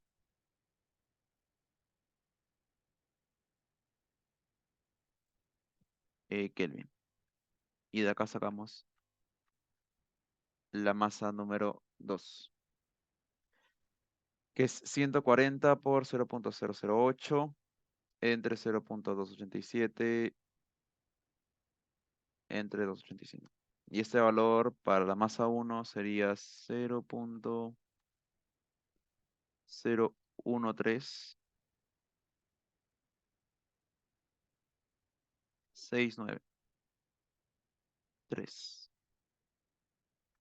kilogramos. Ahora, para la masa número 2 tenemos la presión 2, tenemos la temperatura número 2. No, no aparece, ¿no? Se entra a 7, la temperatura, volumen inicial y final. Tienen en cuenta que el proceso en el cilindro es isotérmico. Ah, es isotérmico. Ya. O sea, ya dicen que es. Ah, de verdad mismo nos menciona que es isobárico, pero también podría haberse deducido por la parte del proceso cuasistático. Ya, pero dice que es isotérmico y es isobárico. Entonces, si eso se cumple, la temperatura final vendría a ser la temperatura inicial también, que es 285. Entonces, hacemos lo mismo. De hecho, la masa final sería el doble de la masa inicial porque lo único que cambia es el volumen. O sea, lo único que cambia es el volumen. Sería lo que acabamos de calcular multiplicado por 2. Ya porque esto ya no es 0.018, sino 0.016.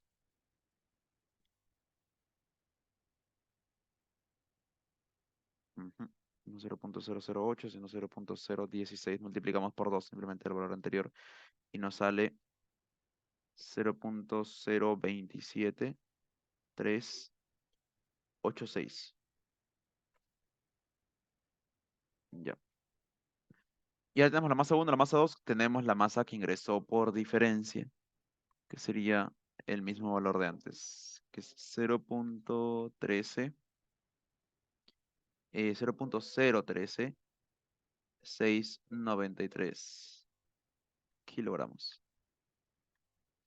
Ahora lo que debemos hacer es, ya tenemos la masa inicial y la masa final, tenemos el ítem cubierto y lo único que nos falta es el calor transferido durante el proceso, que va a surgir EFEG del balance de energía para un proceso transitorio que vendría a ser variación de energía, que sería, en esencia, igual a la variación de energía interna es igual al calor más el trabajo, o bueno, en este caso como es un trabajo de frontera móvil sería menos el trabajo de frontera móvil, más la sumatoria en la entrada, ya no de la masa, del flujo másico, no sería el flujo, sino sería simplemente calor, trabajo, no sería potencia, masa, entalpía, energía cinética, energía potencial, y le restamos lo mismo, pero en la salida. Masa, entalpía, energía cinética, energía potencial. Ya, para nuestro sistema, operan hasta estacionario, entonces despreciamos, a ver, te dice, en esta zona como es expansión sería trabajo negativo, claro, pero eso se manifiesta en el balance de energía, en plan ese, en el menos WB. O sea, en realidad el trabajo de frontera móvil te va a salir positivo, pero es porque estamos utilizando la convención de, o sea, cuando hablas del trabajo de frontera móvil siempre utilizas la convención de este menos, o sea, el trabajo realizado por el sistema sería positivo y el trabajo realizado sobre el sistema sería negativo. El cuasistético siempre será isobárico. No realmente, no relacionemos lo cuasistético con lo isobárico, sino que hagamos el SL y démonos cuenta de qué relación existe entre la presión y el volumen específicamente. Porque si tiene un resorte, si es que se colocan pesos, si es que la presión va cambiando afuera, también lo va a hacer adentro. Entonces no lo asociamos directamente. O sea, puede que sea más frecuente que sea isobárico, pero no lo llevamos por ahí, porque en plan, un proceso basáltico no necesariamente es isobárico, simplemente es un proceso que siempre está llevándose a cabo en equilibrio, con lo que habría que analizar que en la frontera se puede analizar como un DCL para ver que siempre esté en equilibrio. ¿Ya? En nuestro sistema no hay salidas, con lo que todo el factor de energía que sale se elimina porque no hay una sola salida. Sería cero. No sale energía en forma de masa, o sea, la masa no transporta energía se fuera del sistema. Ahora, la variación de energía interna vendría a ser la masa 2 energía interna 2 menos la masa 1 energía interna 1. No podemos colocar CV porque no estamos bajo las condiciones adecuadas. Ahora, porque el CV no es constante. Ahora, este calor vamos a simplemente colocarlo como un calor neto, si no sale negativo es que está saliendo, si no sale positivo es que está entrando. Esta potencia, perdón, este trabajo de frontera móvil que se realiza es 1.12. Entonces podemos colocarlo una vez. No, vamos a dejarlo así por ahora. Y la entrada, despreciamos el efecto de energía cinética y potencial y solo ingresa por HI. O sea que despejando el calor, nos queda flujo, no flujo no, masa 2 U2, masa 1 U1, más el trabajo de frontera móvil, más la masa que ingresa y la masa que sale. Perdón, con la entalpía que ingresa. Ahora, hay algo bien interesante acá y es que, como les digo, o sea, si estuviéramos con el CP constante sería mucho más sencillo. Todo lo que entra es positivo y lo que sale es negativo, pero claro, si sale, o sea, es lo mismo en esencia. Si quieres hacerlo de esa manera, interpreta que el trabajo de flujo es negativo, si es, o sea, si ahora te sale positivo, multiplícalo por -1 para esa convención. No sé, porque sabes es un trabajo de salida. Lo que tendrías acá es como el módulo, ¿no? Podrías sacar el módulo a la integral y a partir de eso evaluarlos, o sea, darle ya el sentido, conociendo el sentido de la potencia, el trabajo realizado en la frontera del sistema. Entonces, puedes llevarlo por ahí también sin problema. No recomiendo tanto ese lado porque capaz, si obtienes el valor, yo diría que es como que ya está directo para ser reemplazado en esta convención porque ese trabajo de frontera está definido precisamente para esta convención. Así que, no sé, igual es término, o sea, es bastante comodidad. Ahora, acá podríamos tabular directamente. Ya tenemos los estados uno 2 el de entrada, el de ingreso, y sería cuestión de tabular. Tenemos que tabular la energía interna en cada estado y la entalpía. Si tuviéramos CP y CV sería mucho más sencillo, porque de hecho cuando nosotros juntamos acá, esto es presión por, o sea, flujo, bueno, masa, V2 menos V1. Y este V2 sería V2 por masa 2, V1 masa 1. Si juntamos esto con esto, nos da entalpía, M2 por entalpía 2, M1 por entalpía 1, al juntar esto. Y al final ahí podemos agarrar el CP. Y M2 es M1 más MI. Luego seguimos desdoblando, desdoblando, desdoblando y nos queda todo en términos, o sea, poder, o sea, lo podemos calcular en términos del CP. Sí, pudiéramos suponer que es constante. Pero en este caso no vamos a descomponer nada más, porque ya la única labor que nos queda es tabular. Y en realidad, cuando nosotros, a ver, pasa que la energía interna solo depende de la temperatura. O sea, la energía interna solo depende de la temperatura. Entonces, en realidad, la energía interna, el cambio entre U2 y U1 es, no hay cambio. Pero como hay más masa, la energía dentro del sistema sí aumenta, pero es por el aumento de materia dentro. Ya, entonces habría que evaluar, porque igual hay energía que, si bien aumenta por el aumento de masa, también está saliendo. Entonces habría que evaluar eso. Tenemos las masas. Ah, ya, que lo que pasa para gases ideales es que la energía interna solo depende de la temperatura. O sea, para gases ideales, esa energía interna solo depende de la temperatura y lo vamos a ver ahora en las tablas A22 para el aire. Entonces, como la temperatura se mantiene constante porque es un proceso isotérmico, entonces, en términos específicos, la energía interna específica no cambia, pero la masa del sistema está aumentando, entonces aumenta la energía total del sistema, pero es por el aumento de masa, no por el aumento de energía interna específica. Ya, entonces, bueno, vamos a la tabla A22. La tabla, acá está. Y vemos que las propiedades del aire como gas ideal solo dependen de la temperatura. Acá habría que tabular a una temperatura de 285 y 280. 285, acá está, y 280. Necesitamos, a ver, vamos a tabular nuestro estado 1, 2 y energía interna, bueno, temperatura en Kelvin. El estado número 1 es 285. El estado número 2 es 285 porque es isotérmico. Y el estado número 3 es 280. Para el estado número 1 y 2 necesitamos las energías internas en kilojoule por kilogramo, mientras que para el estado número I, bueno, I, digo el estado en el que ingresa, necesitamos solo entalpías. Ya, entonces lo colocamos por acá y vamos a las tablas. Tabulemos solo lo necesario, en plan. Pueden tachar lo que no vamos a tabular, que son estos dos. Porque ya calculamos, y acá tampoco. Entonces, la energía interna para 285 es 203.33. 203.33. Y en el estado número 2 es lo mismo, porque estamos a la misma temperatura.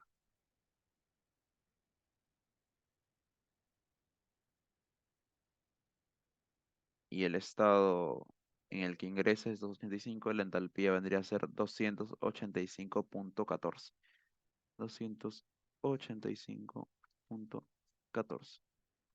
Y entonces al final reemplazamos todos los datos que tenemos en el problema, considerando ¿no? Masa 2, masa 1, todo esto. Entonces, a ver, voy a reemplazar directamente para que no escribamos todo. Masa 1 por 2.3 más 1.12 más la masa de ingreso por 285.14. Ya, y este valor me sale que es 7.8085 kilojoule de energía que se intercambia en forma de calor. O sea, quiere decir que el proceso ha involucrado un calentamiento. Ya, a ver, esto hay que verificarlo ya. A ver, capaz habrá un valor intermedio. No sé si el del trabajo. ¿El trabajo está bien? El trabajo está. Son. No, este es el otro. 1.2 es un trabajo de expansión, claro. Tenemos las masas y. Ah, el calor nos sale mucho más chiquito. A ver. Este es menos, este es menos, este es menos. Eh, ah, este es menos. Ya, si este es menos. De si este es menos no suma tanto, no suma tanto. Sino que al contrario. Eso sería 0.013393. Ya. Entonces vamos a colocar por 2 por 2.33 menos 2.33. más 1.12 menos 225.14. Ya, y ahora sí, este valor sí sale el que está en tablas termo, o sea, el que está acá. 0.6 y algo. O sea, sale 0. Es un valor chiquitito, que por el número de decimales a mí me sale aún como que más enano. Ya, pero está bien, 283.13. 283.13. What? Reemplaza 283.13 en la entrada y la entrada está 280. 280, 280, 280, 280. Ah, sí, claro. Está 280, pero el estado interno está 285. Ya, si este valor no es 285, sino es 280.13. Ya, punto 13, que sería a 280 grados Kelvin. Ya, y 285 era el dato a 285. Ya, entonces con este valor ahora sí, ya sale igual los valores. El orden en el que estamos trabajando es pequeño. No debería haber tanto problema. Punto 33 menos 0.01369.3 por 233.33 más 1.12 menos 0.03693 por la entalpía. Y ahora sí, esta valor nos sale 0.06838 kilojoule, que sería el calor. Como es positivo, quiere decir que es un calentamiento, o sea, ha ingresado energía en forma de calor hacia el sistema. Se ha transferido hacia el sistema. Ah, ya. Entonces, bien, para resumir, cuando analizamos transitorios, debemos siempre analizar variaciones. Nosotros cuando analizamos procesos transitorios no vamos a analizar el, o sea, no vamos a realizar el balance diferencial, porque el balance diferencial en procesos transitorios es más complicado y o sea, te va a formar una ecuación diferencial, porque está variando la masa, está variando la energía interna, el estado dentro del sistema. Entonces, normalmente los procesos transitorios el balance diferencial, o sea, cómo evolucionan en torno al tiempo, no se realizan, no se calculan de manera analítica, sino que se utilizan métodos numéricos, que son formas aproximadas de resolver el problema. Por eso es que, debido a su complejidad, no se estudia, al menos en esta etapa, el balance de energía o sea, con la ecuación diferencial en procesos transitorios, porque es más complicado. Entonces siempre lo vamos a llevar en términos de cambios, o sea que no nos va a salir jamás como que en kilojoule, sino, no nos va a salir, perdón, en kilowatts, sino en kilojoule, que son unidades de energía y no de potencia, o de flujos energéticos, a menos que nos digan el tiempo. O sea, a veces nos pueden decir el tiempo en el que evoluciona el sistema de ese estado es tanto. O sea, y ahí sí podríamos dividir la transferencia de energía, ya sea en forma de calor o en forma de trabajo, sobre ese tiempo y nos daría el flujo de calor o el flujo de trabajo o digamos, la potencia respectivamente. Por otro lado, tendríamos el arreglo de dispositivos. En este caso, hemos trabajado tanto con una sustancia modelable como gas ideal como otra, o sea, en las que las propiedades son tabuladas. Bueno, en ambos hemos tabulado porque si bien lo hemos modelado como gas ideal, no hemos supuesto el calor específico a presión constante, o sea, con un valor fijo. De esa manera nos obliga a ir a la tabla A22 a tabular los datos del aire como gas ideal. Y bueno, en el otro caso era vapor de agua. Entonces, ahí, pues, a ver, para hacer alguna recopilación de los dispositivos que encontramos hasta el momento, tenemos a las turbinas, que las turbinas lo que hacen es producir potencia a partir del paso de un fluido, o bueno, un flujo de alta energía transportada por el flujo, o sea, con un valor de entalpía alto. Por eso es que ingresan a las turbinas vapores, vapor sobrecalentado y sale de un estado de menor energía, que puede ser también por saturado, puede condensar parcialmente, o podría darse también el caso en el que sale como vapor saturado, que justo es en la salida de la turbina número 2. Ahora, el hecho de que salga en ese estado, o sea, que salga en un estado en otro, no depende de nosotros, o sea, nosotros no podemos decir como que a ciencia cierta en qué estado va a salir, podemos darnos una idea, precisamente porque las turbinas están diseñadas para trabajar con vapores. Por esta razón es que digamos, nosotros no entramos en temas de diseño, pero cuando uno diseña uno de estos dispositivos, los hace para ciertos rangos de operación. O sea, si le ingresa vapor a ciertas condiciones, la turbina está calibrada para producir cierta potencia y con ello determinar el estado de salida. Ahora, esas turbinas van a ser materia de estudio más exhaustivo cuando lleguemos al bloque de segunda ley, porque ahora hemos visto, ¿cuánto aumenta la eficiencia? Pero es que esa es una de las optimizaciones que se le puede hacer a la turbina. De repente la turbina ya está desgastada por dentro.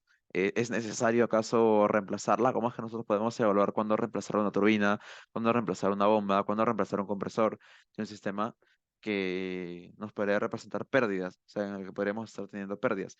Con respecto a qué le evaluamos, solo el calor, o sea, solo es que es adiabático, podría ser adiabático simplemente recubriendo las paredes externas, pero de manera interna puede que haya factores que también influyan en que también opera la turbina, que también opera el compresor, que también opera la bomba, y eso lo vamos a trabajar con más detalle cuando lleguemos a segunda de la termodinámica, pero por ahora tengamos en cuenta solo la eficiencia en términos de la función que cumplen, es decir, de qué tanto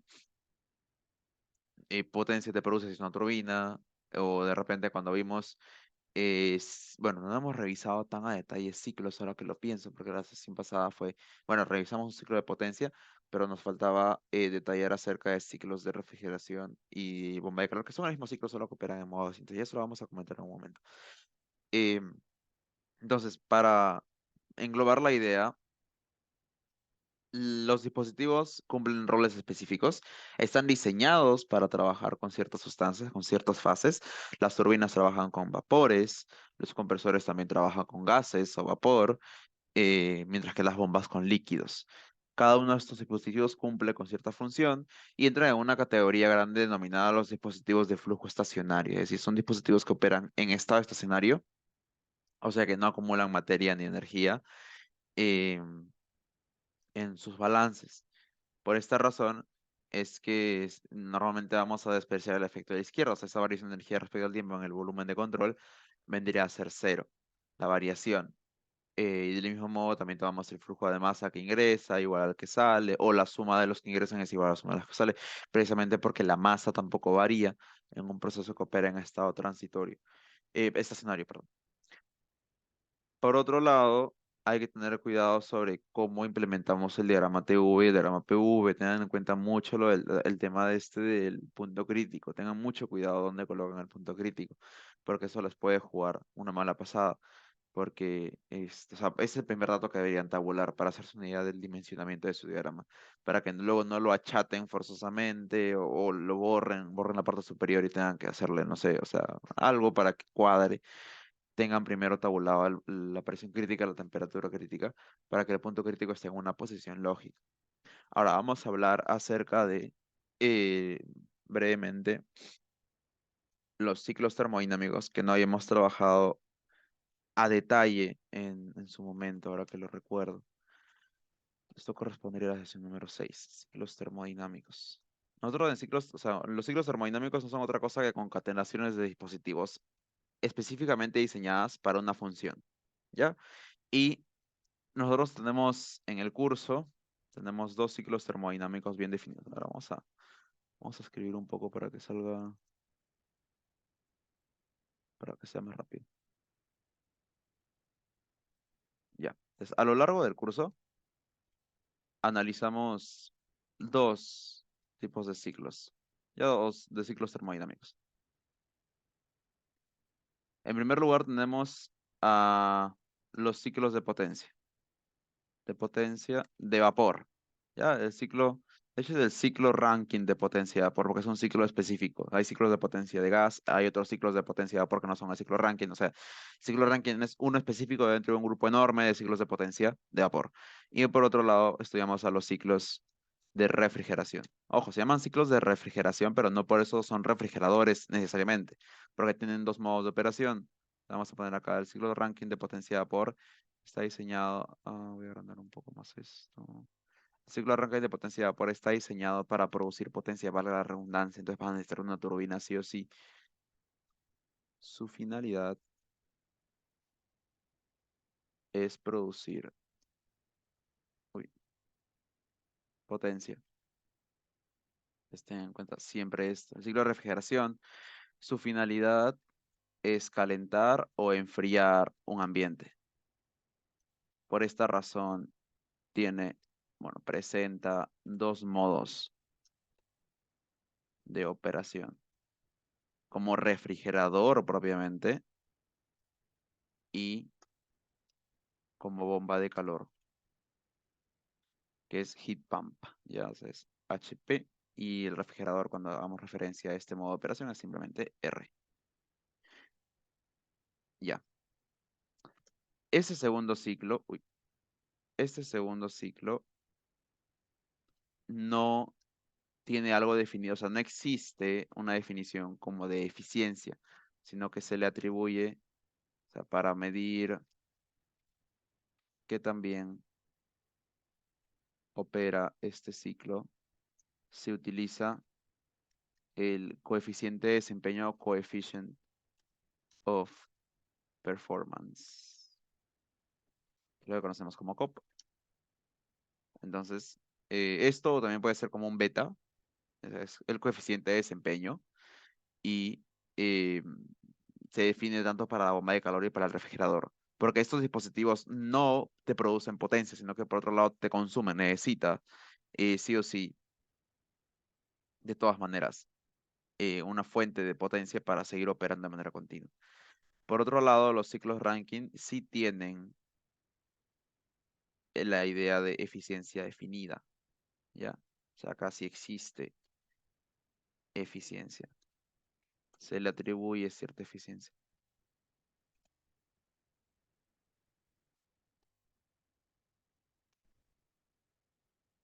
Porque precisamente te produce potencia. El ciclo de refrigeración no te produce potencia, te consume potencia, porque no está hecho para producir potencia, está hecho para consumir potencia. Bien, entonces vamos a resumir esto ahora con un esquemático. Intercambio de calor, también se podría decir, ¿a qué te refieres, Samuel? Ya, a ver, entonces por un lado el ciclo ranking de potencia de vapor lo hemos visto anteriormente, es decir, nosotros lo que haríamos naturalmente es tener una fuente, un río, imagínense, se extrae agua del río. Para impulsar el fluido líquido de un río, lo que se necesita es una bomba. Entonces, la primera etapa es el bombeo. Uno bombea el agua desde este río hacia, pues, el boiler, que es la segunda etapa, el quemador, el hervidor, donde se consume un combustible fósil, como puede ser gas natural.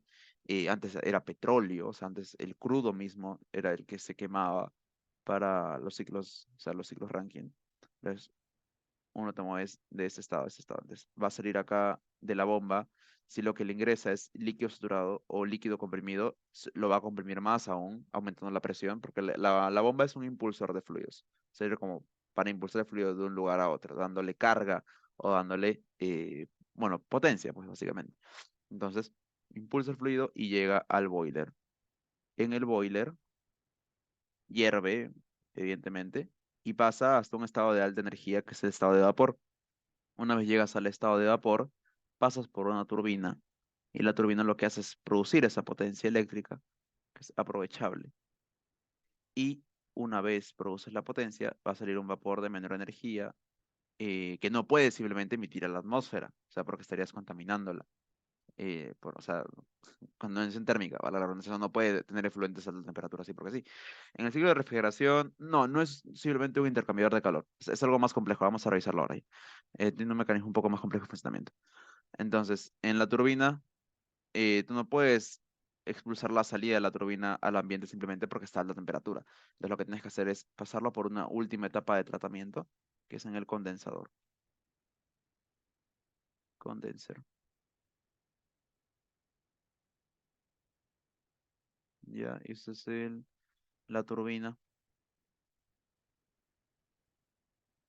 Ya. La turbina opera con vapores, el condensador lo que hace es condensar todo este vapor de agua. El agua es la sustancia de trabajo que utilizamos para los ciclos de potencia, porque es una sustancia, es óptima, no representa una contaminación, puedes llevar, el punto crítico es bastante alto, tiene un CPP también bastante alto, entonces puede transportarte bastante energía por unidad de temperatura. Entonces, tienes pues bastantes ventajas y hay un montón de criterios para seleccionar a una sustancia de trabajo. Pero en este caso, la que destaca más en los ciclos de ranking de potencia de vapor es el vapor de agua, ¿no? Y bien, tendríamos el condensador y la idea del condensador es que cierre el ciclo, o sea que el estado en el que ingresa sea el mismo al estado en el que sale para que no haya un impacto sobre el ambiente. Porque si tú llegas a calentar este río, al final puedes perjudicar o sea, eh, irreversiblemente a las especies o al ecosistema de ahí. Entonces lo que se hace es simplemente siempre controlar la temperatura a la que se tienen estos efluentes. Lo que hace es impulsar y en este camino, o sea, en este sentido que impulsa, los dispositivos que nos interesan, o sea, impulsar el fluido acá necesita un consumo de potencia. Acá hay una potencia de la bomba que está ingresando. Luego acá también en el boiler hay un ingreso, hay un calor que ingresa, precisamente porque se está quemando un combustible fósil, es un quemador, es un hervidor. Y en la turbina hay una potencia que sale. Aquí hay una potencia que sale. Vamos a ponerlo todo en naranja ya para que esté todo igual. Acá hay una potencia que sale. Esa es la potencia de la turbina. Y en el condensador también hay un calor que sale. Démonos cuenta de qué se invierte. Cuando hablo de qué se invierte es que qué recursos uno considera en la planta para que la planta pueda operar de manera continua. Y en este caso es el boiler. En el boiler tú quemas. Al quemar, estás consumiendo combustible fósil. Eso representa una pérdida, o sea, una inversión, básicamente, una pérdida, es una inversión de la planta para que pueda seguir operando. Luego, donde más, en la bomba también hay un consumo. Pero vamos a centrarlo todo en términos del boiler, no en la energía que ingresa totalmente, sino solo en el boiler. Cuánto calor, o sea, por unidad de, o sea, en términos energéticos, cuánta energía se invierte en el boiler es lo que tú consideras como tu entrada, como tu inversión, ¿no? Y sobre la base de la cual vas a definir la eficiencia. Y cuánta potencia produces de manera neta, porque es potencia eléctrica, es un consumo eléctrico, eh, produces en la turbina. Y es ahí donde defines la eficiencia. Como esta potencia neta que vendría a ser lo que generas en la turbina, menos lo que se consume en la bomba, dividido sobre lo que inviertes, que sería ese calor, que vamos a ponerle QH porque es el foco caliente, el QJ, que para ciclos de potencia sería la fuente de calor, o sea, el foco caliente, el lugar donde se encuentra la mayor temperatura. Y este ciclo de potencia es lo que se conoce también como una máquina térmica. Te produce potencia a partir de la transferencia de calor. Se transforma calor en potencia por esta concatenación de dispositivos. Por otro lado, tenemos a los ciclos de refrigeración, que no trabajan con agua, sino que la sustancia de trabajo es refrigerante. Y los refrigerantes que tienen de especial, el R134A, el R22, ¿no? O sea, ¿qué tienen de especial estos refrigerantes en comparación a otra sustancia pura? Es que estos refrigerantes pueden hervir a temperaturas menores al ambiente y, o sea, temperaturas bajas. Eso te sirve, que el cambio de fase, o sea, el cambio de fase, la temperatura de saturación es baja. O sea, tienen bajos puntos de ebullición. Y esto porque te permite intercambiar calor y utilizar ciertos dispositivos que con otras sustancias no podrías. Entonces, bueno, sí, eso es verdad, a bajos puntos de ebullición. Y la lógica de esto es que, bueno, tú quieres o bien enfriar un ambiente, o sea, es calentar o enfriar un ambiente. Esa es tu finalidad. Y ese calentamiento y enfriamiento se da por la transferencia de calor entre un ambiente y otro. Entonces tú vas a tener un ambiente frío y un ambiente caliente. Entonces vas a tener acá lugar a calentar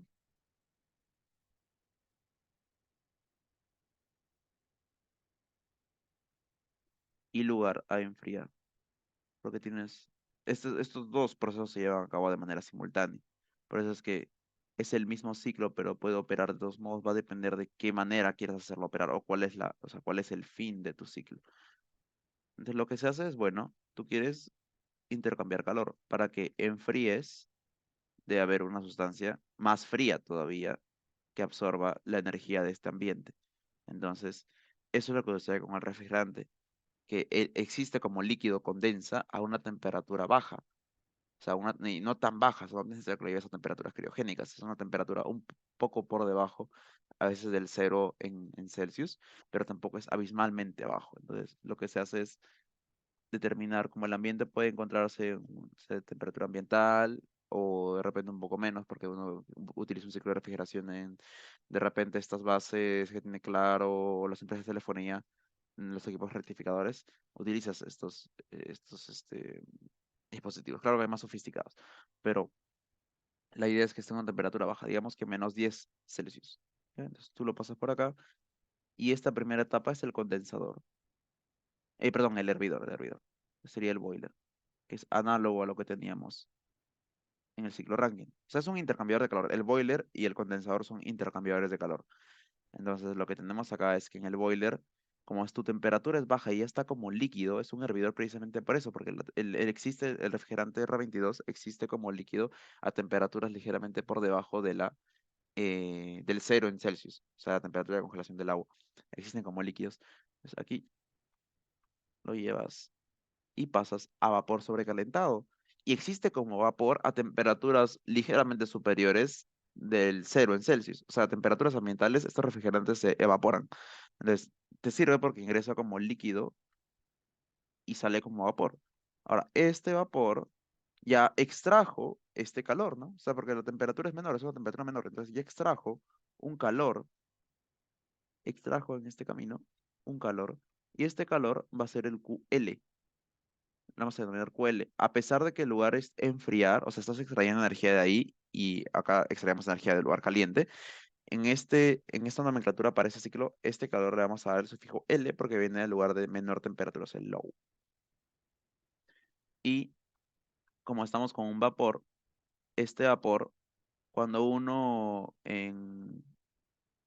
con un vapor, vimos en estado gaseoso, aumentabas la presión, también aumentas la temperatura. Entonces, en este caso, este vapor en un intercambiador de calor, imagínate que tú tienes una olla calentando y tu plancha de la olla está a 200 grados. Entonces vas calentando el agua y el agua siempre va a salir a una temperatura menor a la de la plancha, pues no puedes calentar, no pueden, y bueno, puede alcanzar el equilibrio, pero no necesariamente va a ocurrir. O sea, siempre es como que en un intercambiador de calor o llegan al equilibrio térmico los fluidos o el fluido que está calentándose llega a una temperatura menor, puede salir vapor a 100, en ese caso, pues no, la plancha que está a 70, digamos que está a 70, entonces tú puedes calentar agua hasta 60 o hasta 65, ¿no? Y así la retiras. No, o sea, no dejas que llegue al equilibrio térmico. Estás acá, cuando estás enfriando un ambiente, ese ambiente suele ser, pues, un ambiente, pues no puede ser un ciclo de refrigeración digamos, un lugar de almacenamiento de carnes. Entonces, pues, lo que haces es que está a esa temperatura que es baja. Ese fluido, si tú lo pones en contacto con el ambiente normal, está más frío que está más frío que el ambiente. Entonces va a seguir absorbiendo energía y no te conviene eso, pero no quieres que siga absorbiendo energía, sino que ya absorbiste la energía que buscabas absorber, o sea, ya extrajiste la energía que buscabas extraer para enfriar ese ambiente, ahora tienes que liberarla para que puedas seguir con el ciclo, o sea, para que se pueda dar una vuelta entera al ciclo. Entonces, esa energía que se extrajo debe liberarse, pero no puede liberarse en forma de calor de manera espontánea porque vemos que sigue absorbiendo, o sea, sigue ganando energía en forma de calor porque está aún más frío. Entonces, lo que se hace es como que como ya está como vapor, si tú aumentas la presión, aumenta la temperatura también. Por eso acá se coloca a un compresor. Y lo que hace el compresor es cumplir ese rol precisamente. Aumenta la presión y con ello aumenta la temperatura. Y aumenta la temperatura a una temperatura por encima de la temperatura ambiente. De modo que si lo pones en contacto con el ambiente ya no va a absorber energía en forma de calor, sino que la va a liberar. Entonces ya estás liberando esa energía que se extrajo en una etapa anterior. Y este compresor es el que te consume potencia. Este compresor es el que te consume potencia, pero cumple un rol fundamental acá. Porque esta potencia del compresor, el compresor lo que está haciendo es aumentar la presión y de modo que, como estás en vapor, aumente la temperatura también y eso posibilita que ahora el vapor se encuentre a una temperatura por encima de la temperatura ambiente y que puedas intercambiar calor desde este refrigerante hacia el ambiente. Entonces, pasas ahora en la etapa donde tú pones en contacto ahora ese refrigerante con otra región, otro ambiente en el que va a liberar esa energía es el lugar a calentar, precisamente porque en este condensador del vapor lo que vas a hacer es extraer esa energía. Ya se la liberas. El ambiente va a extraer esa energía de líquido. Y este calor va a ser el quach, porque va al lugar a calentar. Y bueno, ahora, como quieres que sea un ciclo, esto se va a encontrar a ciertas condiciones que de repente no son las que uno busca. Van a estar a ciertas condiciones de presión y temperatura. Una presión alta y una temperatura también algo alta, porque lo que tú quieres es condensar. Entonces, lo que hace o sea, condensa, sí, lo llevas al líquido, pero no se encuentra una temperatura por encima de la que uno busca en la operación. Y lo mismo, la presión en un intercambiador de calor no cae. O sea, cae ligeramente de repente, pero no cae significativamente. Entonces, esa presión que aumentaste en el condensador debes disminuirla nuevamente para que vuelva a pasar por el boiler y así sucesivamente. O sea, la idea es que llegues a las mismas condiciones que iniciaste. Y eso se lleva a cabo mediante una válvula. Una válvula a veces es modelado como un caño. No es un caño exactamente, es una válvula. Cuando uno busca una válvula en internet, aparecen caños. Una válvula no es un caño, es un dispositivo de control que también cumple un rol fundamental acá en el ciclo, pero porque lo que hace es estrangular o expandir al fluido que pasa por ella. Es una válvula, presenta una estructura interna más compleja. Les invito a que busquen acerca de ella, ya porque la válvula se diseña específicamente para representar una caída de presión y temperatura específicas. Entonces, lo que hace la válvula es disminuir la presión y disminuir la temperatura. De modo que, pues, después de estado, pasar no por el boiler. O sea, condensa, está en líquido, la válvula regula ciertas condiciones de presión y temperatura y sigues, entras nuevamente a la boiler. Después de entrar a la boiler, en esa regulación de presión y temperatura puede que alguna parte vuelva a evaporarse, o sea que el cambio de fase se lleva a cabo de manera parcial, pero pues también puede darse que estés pasando de líquido comprimido a líquido saturado, de líquido comprimido a mezcla difásica, entonces eso va a depender de las condiciones en las que está operando. Las válvulas llevan a cabo procesos isoentálpicos siempre que consideremos que la válvula es adiabática, es decir, que no pierde energía en forma de calor. Por otro lado, nosotros dijimos que se define un COP, ya no una eficiencia para esta clase de dispositivos. Entonces vemos o sea, el funcionamiento general del ciclo es que tú extraes de un lado calor, también necesitas potencia para que el ciclo opere de manera continua, y luego ese calor que extraes lo liberas en otra fuente. Ahora, puedes llevar a cabo dos funciones específicas. Es decir, si nosotros tenemos un refrigerador de los antiguos, habrán visto que el condensador evidentemente está en la parte de atrás, en la espalda, porque por atrás está calentando. Entonces, por ahí es donde este refrigerante está liberando esa forma de calor. Parece que la parte de atrás de los refrigeradores antiguos es caliente. Y cuando uno regula en el interior qué tan frío quieres que esté el ambiente, lo que está haciendo es regular la válvula. Los dispositivos como el compresor y los intercambiadores de calor están diseñados específicamente para trabajar así. Tú no puedes moverlos, ya están diseñados. Son equipos que ya están acoplados al ciclo. Lo que uno controla es la válvula. La válvula controla la caída de presión y la temperatura y modifica los demás estados en el ciclo. Entonces va a modificar qué tanto calor se extrae, qué tanto calor se libera. En este caso te interesa qué tanto calor se extrae. Entonces, al controlar eso, se vuelve un dispositivo de control súper importante en el ciclo termodinámico. Y bueno, lo mismo. Entonces, la válvula se puede mover, es lo que de alguna manera te ayuda a controlar en ciclos termodinámicos, pues, este... Es un mecanismo de control de ese ciclo de refrigeración. Y también el compresor, dependiendo de la potencia que tú le dosifiques al compresor, puede que eh, te consuma más o menos, precisamente porque enfriar más te consume más energía. Lógicamente, eso lo controlas desde la válvula. Ya, entonces definimos al COP. Ese COP siempre lo hacemos en función a cómo opera. Tu inversión, en este caso lo que tú estás gastando siempre va a ser la potencia del compresor. Tenemos el COP del heat pump, que sería la bomba de calor, cuya finalidad es calentar. ¿Dónde calientas? Este quach. Este quach es el calor que se utiliza para calentar. Entonces, en el numerador, lo que tú buscas sobre lo que inviertes es la potencia del compresor. Y ya está.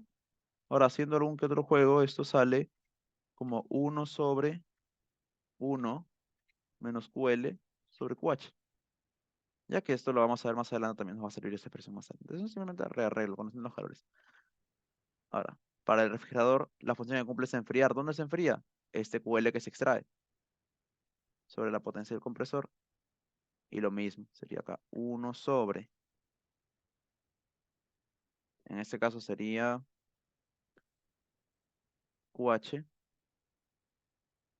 sobre QL menos 1. Ya. Ahora lo coloco así porque vamos a ver que en los ciclos de mayor eficiencia, es decir, estos ciclos también pueden operar en un caso ideal, que son los ciclos de Carnot, y en los ciclos de Carnot, que son las máquinas de mayor eficiencia, que es con lo que vamos a empezar el siguiente bloque, partimos de las expresiones del cociente entre los calores para colocar las temperaturas. Pero en una máquina de Carnot resulta que la temperatura de la fuente, es decir, la temperatura del foco frío y la del foco caliente, es proporcional al calor que se transfiere en esa fuente, o sea, entre el sistema y esa fuente. Eso lo vamos a ver más adelante. Ya, pero en plan, por ahora, quedémonos hasta acá. Hemos visto cuál es la función de cada uno. Ah, y cómo se calcula ese calor, ¿no? O sea, te lo pueden dar de datos, sabemos cómo balancear en sistemas, en dispositivos que operan en estado transitorio, estacionario, perdón. Y lo que haríamos, pues, es tabular entalpías. De repente nos dan cómo se cambia. En el intercambiador de calor podemos utilizar una sustancia, o sea, refrigerante en el interior y podríamos utilizar nitrógeno líquido o sea, mantenerlo más frío, o sea, en la tapa del, por ejemplo, en lugar de enfriar, y no, en lugar de calentar, perdón. Hay un problema, sí, un quiz que utilizan hidrógeno y también me parece que aire, o sea, el ambiente. Entonces, al final van a tener que hacer el balance en cada uno de los dispositivos. Y a partir del balance, así, análogamente como hacíamos en ciclos de potencia, tenemos el calor, la potencia, y con ello podemos hallar las otras magnitudes adimensionales que nos piden, como son el COP, tanto para el ciclo de refrigeración como la bomba de calor, y la eficiencia. Tengan mucho cuidado con la eficiencia. O sea, la eficiencia solo se define para ciclos de potencia. Y para ciclos de refrigeración, no siempre se dejen guiar por el nombre. O sea, no es un ciclo de refrigeración, es un refrigerador siempre. No, no pasa así, sino que puede operar como un ciclo de bomba de calor o como un ciclo de como, o sea, puede operar como un refrigerador o como una bomba de calor. Pero es el mismo ciclo, la misma estructura, los mismos dispositivos, lo mismo todo. Solo es el modo de operación.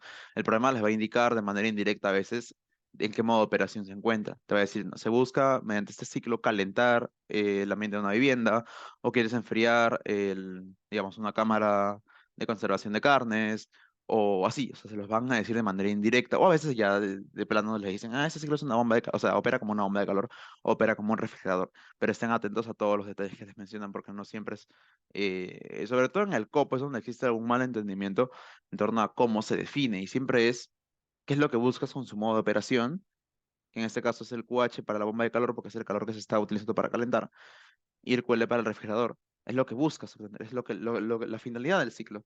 El ciclo tiene un sentido, es la finalidad, para eso existe, para calentar o para enfriar.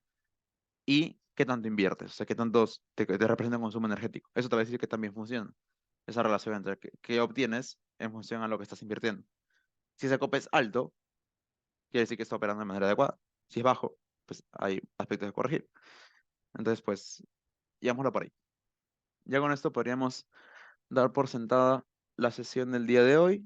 Hay otros aspectos, bueno, que no nos ha dado tiempo de revisar. El tema de psicometría, llévenlo por el lado de la carta, porque ¿a dónde se podría aplicar? Porque no es que venga un problema. A veces ha venido, me parece, el siglo pasado, un problema de psicometría, pero era, digamos, como que un calentador, o sea, un calentamiento sin humidificación o un humidificador.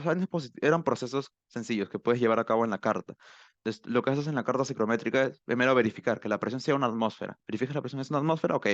Entonces puedes eh, utilizar la carta, porque la carta está todos los datos a una atmósfera. Aparte de eso, cursas información, o sea, humedad específica, humedad relativa, y obtienes todas las propiedades, o temperatura de bulbo seco y humedad relativa, y ya tienes todas las propiedades. La más es que tabules entalpía, o sea, con la carta misma, tabules entalpía y el balance lo llevas tal cual lo hemos estado haciendo. Ten en cuenta que la base sobre masa, o sea, sobre la masa de aire seco, entonces las propiedades todas van a llevarse en torno a el flujo másico de aire seco para los balances de energía.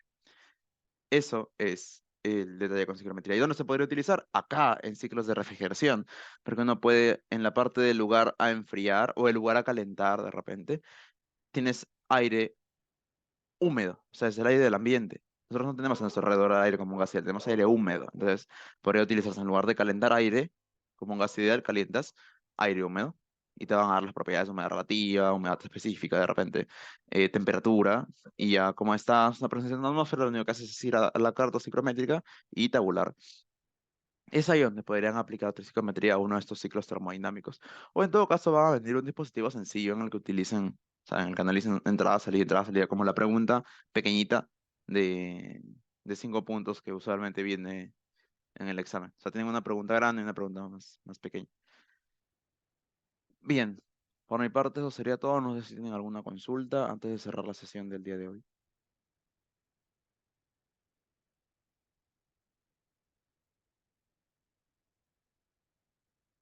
O vamos bien. Ya quedó todo claro. Bien, entonces, un gusto, chicos. Nos vemos la próxima sesión. Cualquier cosa, quedo atento a sus dudas. Entonces, esta semana, bueno, hoy día se entren en practicar todo lo que puedan y cualquier cosa me comentan. Estar acá atento por si tienen alguna consulta.